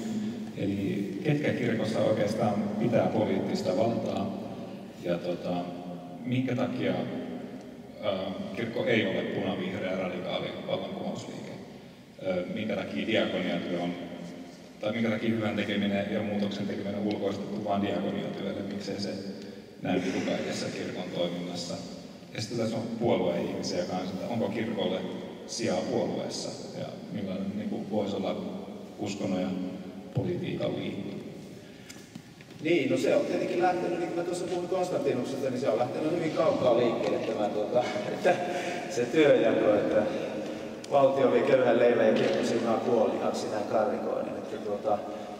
Että diakonia on sitten perinteisesti ollut just lastenhoitaja tässä, että tavallaan että kirkolla pitäisi olla yhteiskunnallinen agenda, joka nousee niin sitä evankeliumista, mistä täällä on todistettu. Että se pitää, mutta kirkko on siinä mielessä itsenäinen toimija mun mielestä, että se on alisteinen niin sille valtiolle ja mitä valtio tekee, että se ei niin lähde missään nimessä niin astumaan varpaille eikä ryppyilemään.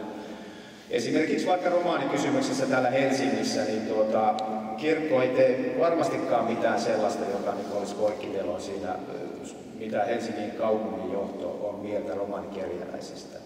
Että kirkko tekee siinä vaan niin näennäisesti jotain niin antaa heille leivän, mutta tavallaan niin se ei ollenkaan sitä lähde siihen kysymykseen mun mielestä silleen evankeliumista nousevin arvoin, vaan se lähtee aina alisteisesti. Se lähtee aina alisteisesti siitä, mitä valta sanoo. Tämä on se ongelma, mikä vaatii mun mielestä vaan kirkolta älyttömästi rohkeutta. Että se mun mielestä, että me ollaan täällä on nyt, niin se on Saksan tunnustuskirkon ansiota, joka nousi natseja vastaan. Että Bonhoeffer ja kumppanit, he pelastivat kristinuskon Euroopassa. Kiitos heille. Mitä Suomi teki silloin? Mitä Suomen kirkko? Liittoutui natsi-Saksan kirkon kanssa. Okei. Niin, mä tätä puoluepuolta ehkä haluaisin silleen kommentoida, että meillä on pitkä ja raskas historia, erityisesti sillä SKDL-liikkeellä, josta mä olen kotoisin ja niin suhteessa kirkkoon.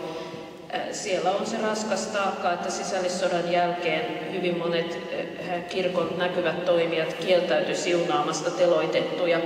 Ja siihen aikaan ihmiset vielä uskoivat, että se oli portti niin kuin kuoleman jälkeiseen elämään ja taivaaseen pääsyyn. Ja se oli hyvin katkera ja kesti pitkään niin kuin se katkeruus sukupolvelta toiselle. Se näkyy vieläkin niin kuin vanhassa folkloressa.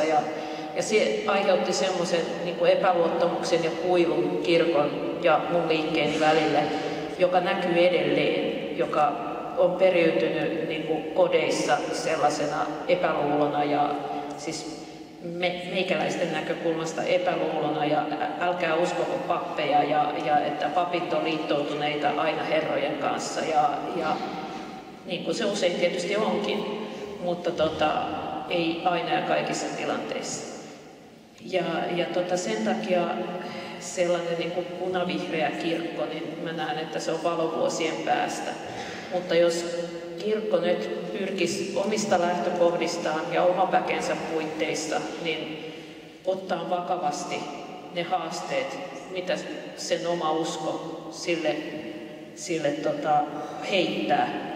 Ja jättää sen niin kuin sellaisen pikkubyrokratisoinnin vähemmälle, mikä tuntuu sivullisen silmissä, niin seurakunnissa vievän ihan hirveästi energiaa. Et kun muakin kutsutaan johonkin puhuun, niin normaalisti se on 2 kuukautta ennen, mutta kun kirkontilaisuuteen menee, niin se kalenteripuukkaus on 12 kuukautta ennen ja siihen tulee varmistus ja muutoksia kuukauden mittaan, niin useilta eri henkilöitä useaseen eri suuntiin. Et jotain ihme semmoista töheltämistä tapahtuu ja se vie hirveästi mun nähdäkseni niin kuin niitä resursseja, joita kirkossa voitaisiin käyttää sen pohtimiseen, mikä meidän ydinjuttu tässä on ja kuin me niin kuin tätä tehdään. Mikä se ydinjuttu sitten on? No, kristillisessä kirkossa on 2 isoa ydintehtävää. On toisaalta se vertikaalinen taso, joka kuvaa ihmisen ja Jumalan suhteen tukemista ja vahvistamista. Ja toisaalta se horisontaalinen taso, joka lähtee siitä lähimmäisen rakkaudesta ja keskinäisen yhteisön rakentamisesta ja toistemme taakkojen kantamisesta. Ja kun nämä 2 duunia hoidettaisiin, niin kirkko olisi jo hyvällä matkalla kohti punavihreyttä ilman, että sen täytyy ottaa kantaa minkään puolueen puolesta tai mitään puoluetta vastaan. Mä voisin tuohon sanoa vielä sen, että mikä on mielenkiintoinen kysymys kirkon ja jonkun vasemmistolaisen puolueen suhteesta on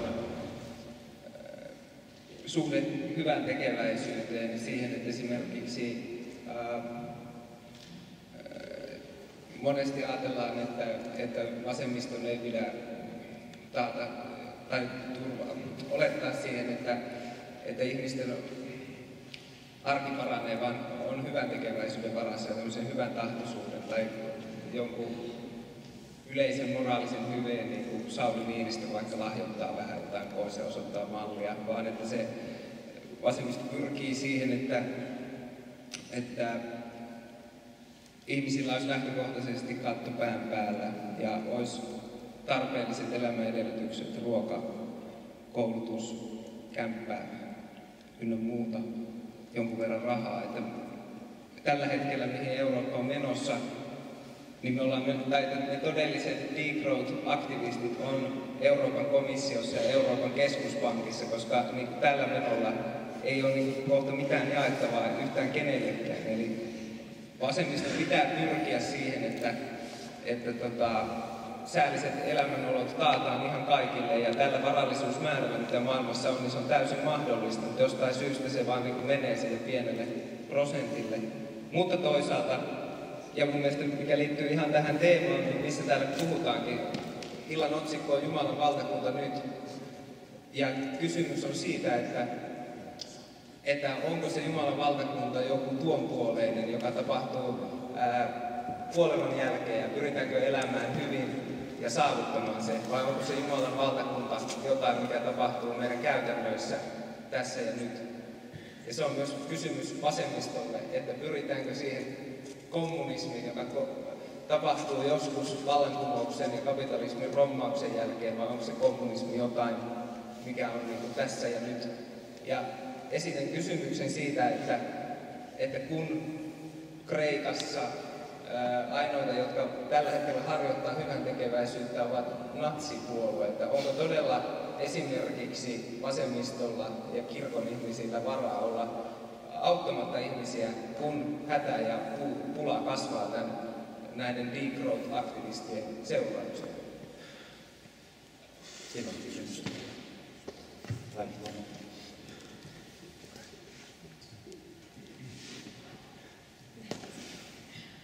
Sitä halusin vaan kommentoida vähän nyt ehkä toistan jo mitä tuli sanottua, mutta mun mielestä kirkolla ei kuulu olla minkään väristä agendaa, ei minkäänlaista puoluepoliittista agendaa, vaan nimenomaan hengellinen agenda siinä, missä me totta kai otetaan kantaa yhteiskunnallisiin kysymyksiin ja pidetään heikkojen puolta, jne.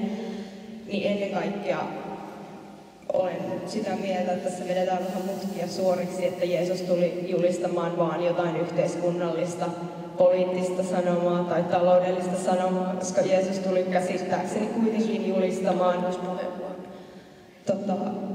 niin kuin syntisten pelastusta ja Jumalan valtakuntaa, joka on siellä, juuri siellä toisella puolella. Ja olen myös vähän surullinen siitä, että on tullut sellainen olo, että kirkossa on näitä insidereita ja outsidereita. Sen ei pitäisi myöskään mennä sillä tavalla, kun oli tässä aikaisemmin siitä puhuttu. Jatkaisin tästä sen verran, että minusta se kirkon ja Jeesuksen opetuksen hengellinen anti on nimenomaan se, että nähdään toiset ihmisinä, vaikka ne olisikin mitä rikkaita, pahoja pankkireita, niin ne silti saa tulla tänne ja saa tulla tunnustamaan toivottavasti syntejään ja saamaan ne anteeksi. Ja täällä me voitaisiin kohdata toisemme ihmisinä sitten meidän varallisuudesta huolimatta ja sitä kautta jotenkin nähdä toisemme. Ja sekin, että ennen kuin toisia tuomitaan helvettiin, niin kannattaisi katsoa itseään, että kyllä tavallaan pienempi tulosellakin voi semmoinen omatunto kolkuttaa ja pitääkin, että kuitenkin täällä Suomessakin ollaan aika rikkaita maailman mittakaavassa ja meillä on paljon perintöä täällä rikasta, että tavallaan huomata se, että mihin me omaa aikaa ja varallisuutta käytetään. Ja vielä yksi juttu näistä villasukista, mistä nimenomaan sellaisen aktivismin on hyvä myös lähteä sellaisesta omasta elämänpiiristä ja läheltä. Ja vaikka jos on tällaisessa lähetyspiireissäkin, niin jos siellä lähdetään villasukkia jonnekin tai niiden avulla saadaan apua jonnekin, niin se on arvokasta ja voi olla arvokkaampaa kuin se, että me täällä vaan puhutaan siitä, mitä pitäisi tehdä, että nimenomaan just enemmän kirjassakin käytettäisiin tekoja, pieniäkin tekoja, ja vaikka lähetystyössä niillä kentillä just sitä ihmisten kohtaamista ja niitä tekoja tehdään, ja siitä puhutaan ihan liian vähän. Kiitos. Saanko mä siinä, kun siirretään mikkiä, kommentoida tätä sen verran, että se on totta, että mä oon samaa mieltä, että villasukat on tärkeitä, mutta ehkä se, mitä mä tulkitsin, että Kai tässä kritisoi, on se, että tyydytään niihin sukkien kutomiseen ja suljetaan silmät siitä, että samaan aikaan on hirveästi sellaisia rakenteita, jotka tuottaa muun muassa sitä, että ihmisillä ei ole niin sukkia jalassa. Ja että niin kuin mistä Anttikin tässä puhui, että rakennetaanko Jumalan valtakuntaa täällä vai valmistaudutaanko sitä varten jossakin tuolla, niin mun mielestäni kyllä, ja molempaa pitää tehdä. Ja täytyy tehdä se niin kuin arkipäivän auttamistyö, mitä joutuu tekemään, niin se on ihmeäheltämistä koko ajan, missä ei niin kuin oikein näy tuloksia, ja usein ne autettavat, niin ne haluaa ihan vääriä asioita mun mielestäni, ja niin koskaan asiat ei mene ihan putkeen tai jotenkin niin kuin mallikkaasti, mutta siitä huolimatta sitäkin pitää tehdä. Mutta se ei saa sulkea pois sitä isoa kuvaa ja se on usein ehkä se, mikä monilla hyvää tarkoittavilla hengellisillä ihmisillä puuttuu, sen näkeminen, että millä lailla he on osasia jossakin isommassa riistomekanismeissa, vaikka olisivatkin mukavia ihmisiä ja tekisivät hyviä asioita omassa pienessä elämässä. Eikö mä ketään helvettiin tällä semmoista kuuluminen mun mielestäni, ketään tuominut helvettiin, missään nimessä. Mutta tämä on se, mitä Jeesus sanoi, armahtavaisuutta minä tahdon, ne uhrimehoja. Niin kysymys on siitä jotenkin koko ajan. Täytyy muistaa se. Ja totta kai niin jollain tavalla pitää yhdessä toi, mutta että se on se, mun mielestä se pointti. Se on ihan sama kuinka paljon, kun me tässä jotenkin tehdään jotain rituaalia, mutta jos meillä on tuossa ihmisiä, jotka on niin ulostyönnettyjä ja hylättyjä, niin että se on, mun mielestä se on tekopyhää, se on vastoin sitä evankeliumia. Siinä mielessä se on älyttömän poliittista yhteiskunnasta. Tämä nyt kielää henkilökohtaista spiritualiteettia missään nimessä. Mä sanon sen vielä kanssa tuohon, koska se oli tärkeä. Siis, miten mä näen sen Jeesuksen on se, että esimerkiksi Jeesus kertoo tämän tarinan kuninkaasta, joka antaa anteeksi velat palvelijalleen, mutta tämä palvelija ei anna anteeksi velkoja niin kuin omalle velalliselleen. Ja mikä liittyy Jeesukseen niin siihen, että hän sovittaa syntimme, on nimenomaan se, että kun ne synnit on annettu anteeksi, niin me ihmiset ei olla enää mitään antamaan tai vaatimaan niitä korkoja tai hierarkioita, vaan että se elämä täällä maapallolla pitäisi olla täysin vapaata myös velasta ja myös velvollisuuksista. Lahjaksi saitte, lahjaksi ottakaa. Ja mä haluaisin vielä sanoa tuohon, se rikas mies ajattelee, sehän on itse osaton jostakin silloin myös tavallaan. Jos se kovat sanat Jeesus sanoi, sehän haastaa sitä johonkin rakkauden yhteisöön sulkemaan ja tavallaan, että se itse itsensä tuomitsee ulkopuolelle siitä. Tämä rikas mies. Se mikä motivaatio tähän niin kuin vallankumoukseen, tai en tiedä vallankumouksen puolella sana, mutta mun mielestä ihan jo tämä niin peruspointti. Jumala loi ihmisen kuvakseen.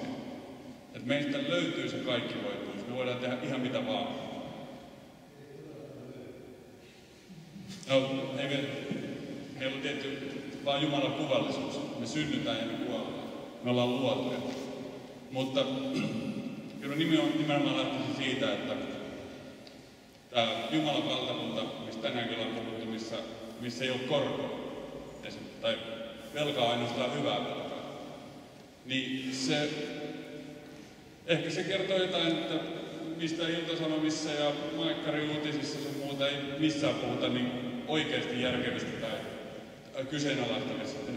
kyseenalaistamista niin kuin asioista näiden todellisten ongelmien kohdalla.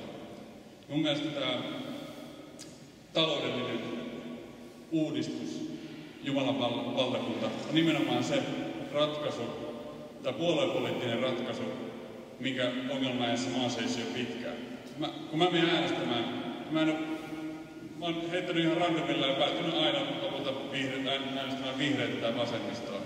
Mutta ei sekään ole niin itsestäänselvyys. Ei niillä ole ratkaisu niin mun ongelmaan. Mitä hittoa tässä maailmassa pitäisi tehdä? Puolueilla on sama ongelma kuin seurakunnillakin, että kaikki menisi muuten hienosti, mutta kun ne koostuu ihmisistä. Ja ihmiset on epätäydellisiä. Ja vaikka ne olisi kuinka Jumalan kuvia, niin hitsit kun ihmisten kanssa asioiden tekeminen on niin vaikeaa aina. Ei kuulu. Siellä, ja mä sä puhut, joo, no niin. Eikö tuolla on puheenvuoro, hei? Pyydetään puheenvuoro. Oli ilo kuunnella nuorten puheenvuoroja siellä. Säilyttäkää idealismia, opettelkaa lisää näitä asioita ja jatkakaa. Tuli mieleen nuoruuden intoni. Hän puhui osakeyhtiölaista jollakin lailla. Siitä olen huutanut eduskuntatalon portailla, että se on välittömästi uudistettava. Oliko se näin, että toisessa pykälässä osakkaat vapautetaan kaikista velvoitteista, ja oliko se 5. pykälä, missä sitten on tämä sanonta, että sen ainoa, tai siis sen tehtävä on tuottaa osakkeenomistajille voittoa, jos tehdään, että se on sen ainoa tehtävä. Siis meillä on yhteiskunnassa tällainen erittäin eriarvoistava laki, lainvoimainen laki, joka mielestäni välittömästi pitää uudistaa. Se 5. pykälä pitää tehdä niin, että tämä on ainoastaan, osakeyhtiö on ainoastaan järjestely, jolla se tosiaankin se yrittäjän henkilökohtainen omaisuus turvataan, ettei se sitten menetäisi tuota konkurssiin. No sitten tähän liittyy, aikanaan se oli se anekauppasysteemi, niin tämän päivän anekauppa on tätä osakekauppaa ja nimenomaan tätä rahasto-osuuskauppaa, jonka meidät on höynäytetty kanssa rikollisiksi.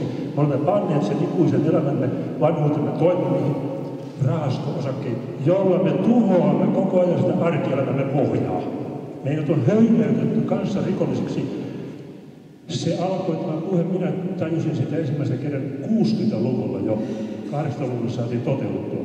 Mutta mä haluan kiittää myös teitä rohkeudesta ja haluan toimia sen eteen, että teitä ei aseteta oikeuteen ja vankeustuomiota antaa teille, kuten Arvid Järnefeltä. Hän tässä samalla alttarilla puhui vuonna 1917 keväällä. Samaan aikaan, kun Helsingin kauppatorilla jaettiin nälkäisille ihmisille lihasta kaluttuja luita luusopaksi, etteivät heti kuolisi. Hän piti täällä puheen ja muissakin kirkoissa silloin, palauttakaa mieliin niitä. Ja hän sai linnatuomion siitä. No niin, se oli asia. Kiitos. Täytyy sanoa, että mua joku jo varoittikin sosiaalisessa mediassa, että täältä päätyy putkaa helposti, mutta uskallettiin silti tulla. Täällä olisi varmaan vielä pari lyhyttä kommenttia ja mennäänkö sitten eteenpäin. Haluatko sanoa?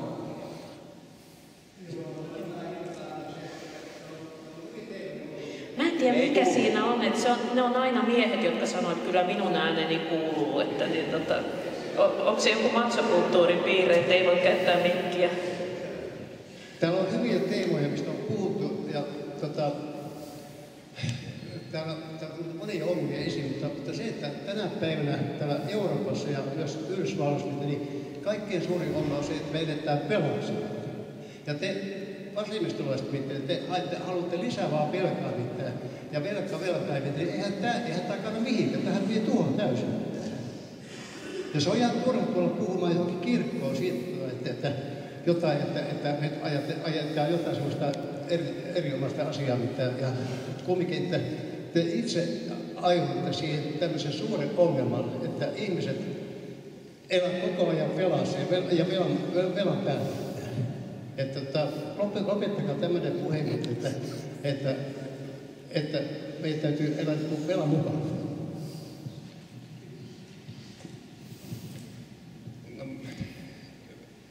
Jaan ehkä tuon käsityksen Euroopan vasemmistosta tai maailman vasemmistosta yleisesti, mutta tässä on nyt vaadittu totaalista velka-armahdusta ja näiden velkojen nollaamista. Ja jos miten aloitin tämän puheen siitä, mä en nyt edes tiedä, eletäänkö me enää kapitalismissa vai olemmeko me palanneet synkälle keskiajalle jonnekin uusfeudalismiin. Mutta lähtökohta pitäisi olla myös vasemmistolaisen mielestä se, ja myös oikeistolaisen mielestä se, että pankkia koskee konkurssiriski. American Airlinesin toimitusjohtaja sanoi hauskasti, että kapitalismi ilman konkurssia on kuin kristinusko ilman helvettiä.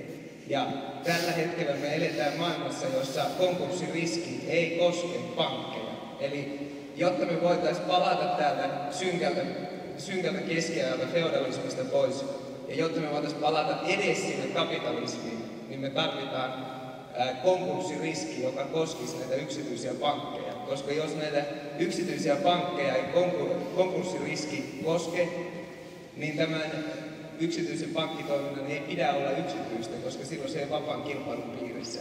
Ja tässä on vaadittu pankkitoiminnan ja rahoituksen palauttamista julkiseksi palveluksi.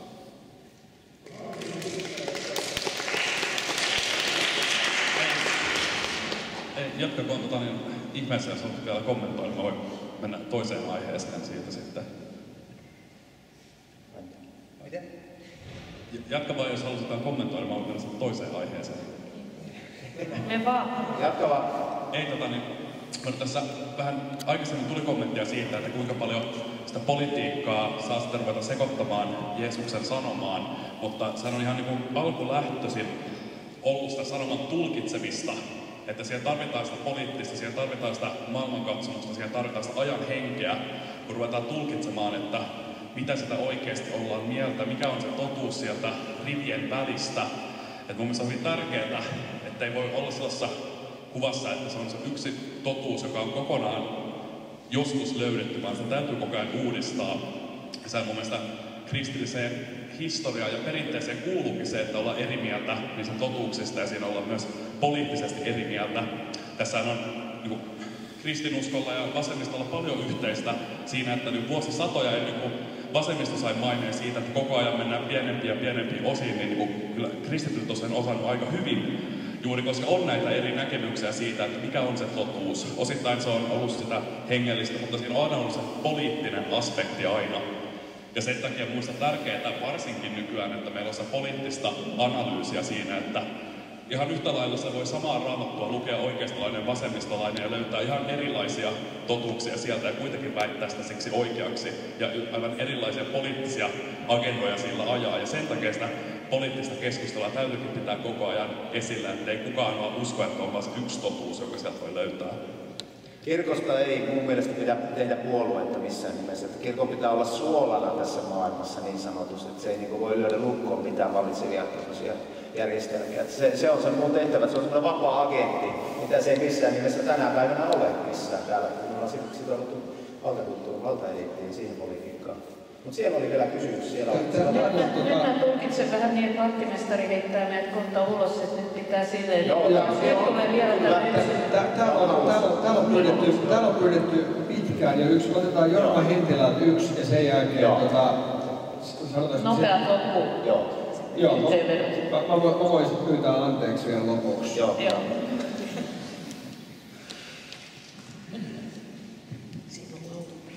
Joo, ihan lyhyesti menee tuohon vähän aikaisempaan keskusteluun. Anteeksi, on tämmöinen pieni syksyinen köhä. Nimittäin sekä puolueet että kirkko keikkuu kahden tällaisen vaihtoehtoisen toimintatavan välillä. Hyväksytäänkö se, että yhteiskunta on kehittymässä tällaiseksi armeliaisuusyhteiskunnaksi, jossa ihmisten hyvinvoinnista, lähimmäisten hyvinvoinnista entistä enemmän vastaavat toiset ihmiset vapaaehtoisina, niin sanotun kolmannen sektorin ihmisinä, kolmannen sektorin työssä, ja että tämä meidän yhteinen järjestelmä, yhteiskunta ikään kuin pesee käsiään tässä asiassa. Vai pidämmekö huolta siitä, että tämä yhteinen yhteiskunta on se, joka turvaa tämän perustan ihmisten hyvinvoinnille, ja sitten tämä lähimmäiset ovat siinä sitten lähimmäisen rakkautta osoittaen niin kuin turvana lähimmäisenä ja usein myös tilkitsemässä niitä aukkoja, joita väkisin jää, vaikka tämä yhteiskunta kuinka hyvin yrittäisi asioita hoitaa. Minusta tässä kiikussa koko ajan ollaan keikkumassa ja joku ratkaisu pitää tehdä. Kiitos Jorma. Sovitaanko niin, että jos te haluatte kommentoida tähän jotain, niin kommentoikaa. Mä voisin sitten sanoa, jotta työaikalainsäädännön mukaisesti Suntio pääsee kotiin. Mutta joo, se haluaa laulaa. Niin, sitten tehtäisiin niin, että kommentoikaa te, mä sanon jotain ja spiikkaan samalla Joosen. Sanotaanko loppupuheenvuorot tästä? Sanokaa nyt samalla ja heijastelkaa tähän Jorman kysymykseen. No jos mä sanon sen verran, mä olen tietysti sitä mieltä, että kirkon ei pidä ottaa kantaa minkään puolueen puolesta, ja mä oon iloinen, ettei se enää toimi kokoomuksen hengellisenä osastona, niin kuin se on joskus aikaisemmin tehnyt ehkä. Mutta mä vierastan sellaista kirkkoa, joka niin kuin arkailee ja pesee kätensä jokaisesta yhteiskunnallisesta keskustelusta ja ympäristöstä sen takia, ettei vaan nyt tulisi sanoneeksi tai ottaneeksi kantaa yhtään mihinkään. Että kyllä ne kysymykset siitä, että miten me ollaan suhteessa toisiin ihmisiin ja mikä on oikein ja väärin, niin kyllä ne on yhtä lailla akuutteja niin uskontojen piirissä kuin politiikankin piirissä. Ja politiikka on paljon muutakin kuin puoluepolitiikkaa. Se on kaikkia niitä meidän arkisia valintoja, joita me joka päivä tehdään. Ja mä näen mieluummin sellaisen kirkon, joka menee rohkeasti niin kuin joka paikkaan, myös jopa puolueisiin tai niiden liepeille, kun että kun kirkon ihmisten kanssa useasti kun työskentelee, niin en mä voi sanoa mitään ennen kuin mä oon kysynyt sieltä ja täältä ja tuolta elimeltä luvan ja senkin jälkeen vielä niin vedetään takaisinpäin hiukan, ettei vaan tulisi suututtaneeksi ketään missään suunnassa. Niin sellainen kirkko, eihän se Jeesuskaan nyt niin kuin istuskellut vaan jossain toimistossa ja odottanut, että antaisi sieltä puhtaasti hengellisiä lausuntoja, vaan se meni joka paikkaan ja niin kuin tapasi erilaisia ihmisiä ja piti kiinni siitä omasta jutustaan erilaisissa ympäristössä erilaisten tyyppien kanssa. Ja niin musta pitää poliitikon toimia, niin musta pitää kirkonkin toimia. Ja talousluokkarin kanssa. Mä sanon ihan lyhyesti vaan sen, että haluan välittää sen viestin, mistä aloitinkin, että Raamatusta löytyy paljon edistyksellisempiäkin aiheita kuin vaikka homovastaisuus. Sieltä löytyy erittäin radikaaleja kommunistisia kirjoittajia. Päätän sen lukemalla täältä Jeesuksen tekstiä. Rakastakaa vihamiehiänne, tehkää hyvää ja lainatkaa, vaikka ette uskoisikaan saavatta takaisin. Silloin teidän palkkanne on suuri ja te olette korkeamman lapsia, sillä hän on hyvä kiittämättömille ja pahoille. Olkaa valmiit armahtamaan niin kuin teidän isännekin armahtaa.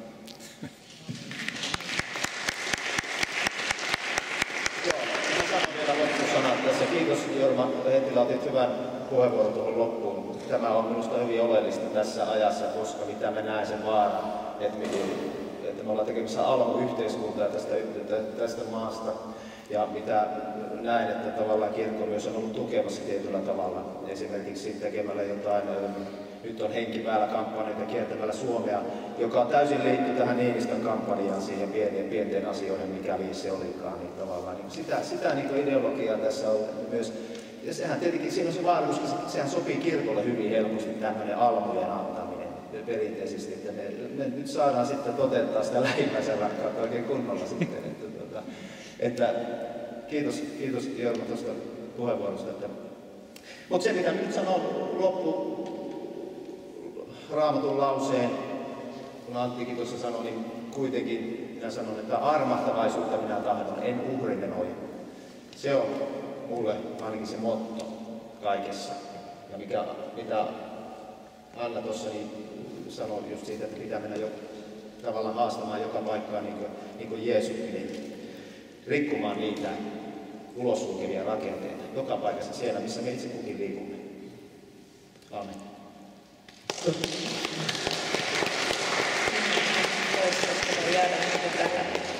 Kiitos hei teidän keskustelusta. Tämä on ollut erittäin innostavaa ja kiinnostavaa. Jos mä olisin tiennyt, että tämä on näin maltillista, niin mä en olisi pyytänyt etukäteen anteeksi, koska mä tunsin etukäteen vaan tuon Savimoin ja tiesin, että kuinka kirkkovihamielinen se on. Ja vaikka se on pappi, niin mä ajattelin, että tästä täytyy seurata jotain hyvää, mutta onneksi te kuitenkin tasapainotitte tätä tällä tavalla. Mä ajattelin aluksi, että mä en sano mitään, mutta sanon silti tähän loppuun, kun tämä keskustelu oli näin kiinnostavaa ja myös kommentit oli hyviä. Anna jossain sivulauseessa sanoi, että kuvasi kirkkoa ja sitten sanoi jotenkin näin, että toinen toistensa taakkoja kantaen. Ja tässä hän viittasi Galatalaiskirjeen 6. luvun 2. jakeeseen, jonka selityksestä Martti Luther kirjoitti, tämä on minun kihlattuni, tämä on minun Katariina von Bora. Siis hänelle tämä kohta oli niin merkityksellinen. Ja mä ajattelen, että kysymykseen siitä, että pitääkö Kallion kirkkoon päästää vasemmistolaisia, tai pitäisikö meidän muuttua punavihreäksi, niin mä ajattelen, että kirkon näkökulmasta olennainen kysymys on se, että onko ihmisen puolella aidosti vai onko ihmistä hyväksikäyttämässä ja vastaan. Ja mä tulin siis Kallion kirkon kirkkoherraksi Eirasta, Suomen rikkaimpien ihmisten joukosta, Tehtaankadulta Agrikolasta. Ja mulla on semmoinen tuntuma, että ne pankkiirien lapset, jotka kävi mun rippikoulua, ja ne isät ja äidit, jotka miettivät, että millähän tavalla mä saisin käytettyä aikaa, että mä en niin kuin täydellisesti tuhoaisi mun perhettä ja näin. Mulla on sellainen tuntuma, että niillä oli ihmisenä kuitenkin joitain samoja kysymyksiä kuin niillä, jotka ovat heidän ehkä noin niin kuin työpaikkojensa hyväksikäyttämiä. Ja tämän takia mä ajattelen, että on erityisen tärkeää, että paitsi että me luetaan se Galatalaiskirje 6.2, kantakaa toistenne taakkoja, niin te täytätte Kristuksen lain, niin me luetaan ne seuraavat jakeet myös. Joka luulee olevansa jotakin, vaikka ei ole mitään, pettää itseään. Kukin tutkikoon vain omia tekojaan, silloin hän voi ylpeillä vain siitä, mitä hän itse on, vertaamatta itseään toiseen. Ja nämä olkoon meille vahvistukseksi siinä, että meidän tehtävä on yhä uudestaan ja uudestaan kysyä, missä on hädänalainen ja missä sitä potkitaan päähän, ja paljon aikaisempaa rohkeammin puuttua siihen kirkkona. Mutta mä väitän, että meidän tehtävä on myös yhä uudestaan ja uudestaan kysyä, että missä on 4,1 miljoonan ihmisen yhteinen nimittäjä, ja kysyä, että onko jotain, missä me voitaisiin heitä kokonaisuudessaan puolustaa. Näissä ajatuksissa kiitos vielä Antti ja Anna ja Kai. Tämä oli erittäin rohkaiseva ja jotenkin kaikella tavalla hieno ilta. Kiitos myös teille, rakkaat sanankuulijat. Puhukaa hyvää tästä kirkosta. Tämä tarvitsee tosi paljon puolustajia ja tämä on erittäin helposti erinäisten poliittisten puolueiden, aivan muiden kuin näiden täällä tänään esiintyneiden kaapattavissa. Joten kertokaa tästä illasta ja sanokaa myös hyvä sana. Nyt mä pyydän, että laulaja ja lauluntekijä Joose Keskitalo tulee meitä vielä. Me jätetään Joose Steitsi sulle.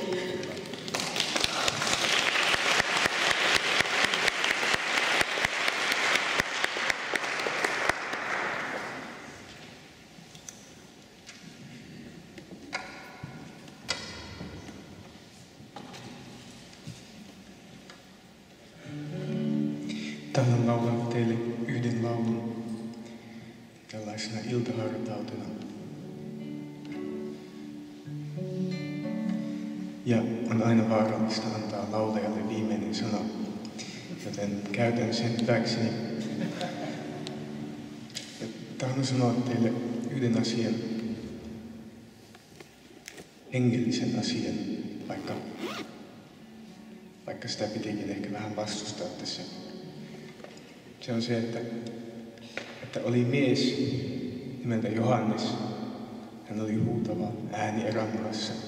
Ja hän sanoi, katso, Jumalan karitsa, joka ottaa pois maailman synnin.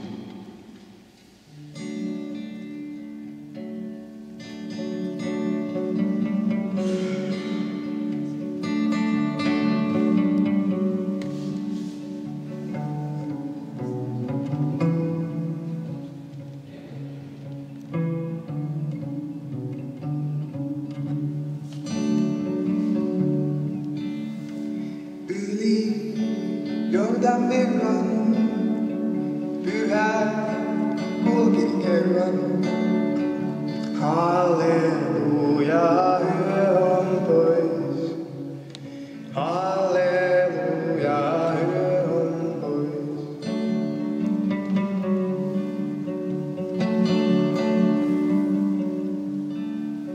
Mekin kuljemme kerran yli sen Jordan virran. Halleluja, yö on pois. Halleluja, yö on pois.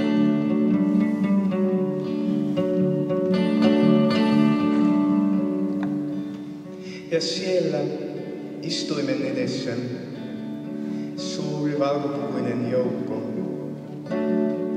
laulaa jotenkin tähän tapaan. Halleluja, yö on pois. Halleluja, yö on pois. Siellä valona itse taivaan Jumala on. Halleluja, yö on pois. Halleluja, yö on pois. Halleluja, yö on pois. Siellä valona itse taivaan Jumala on. Halleluja, yö on pois.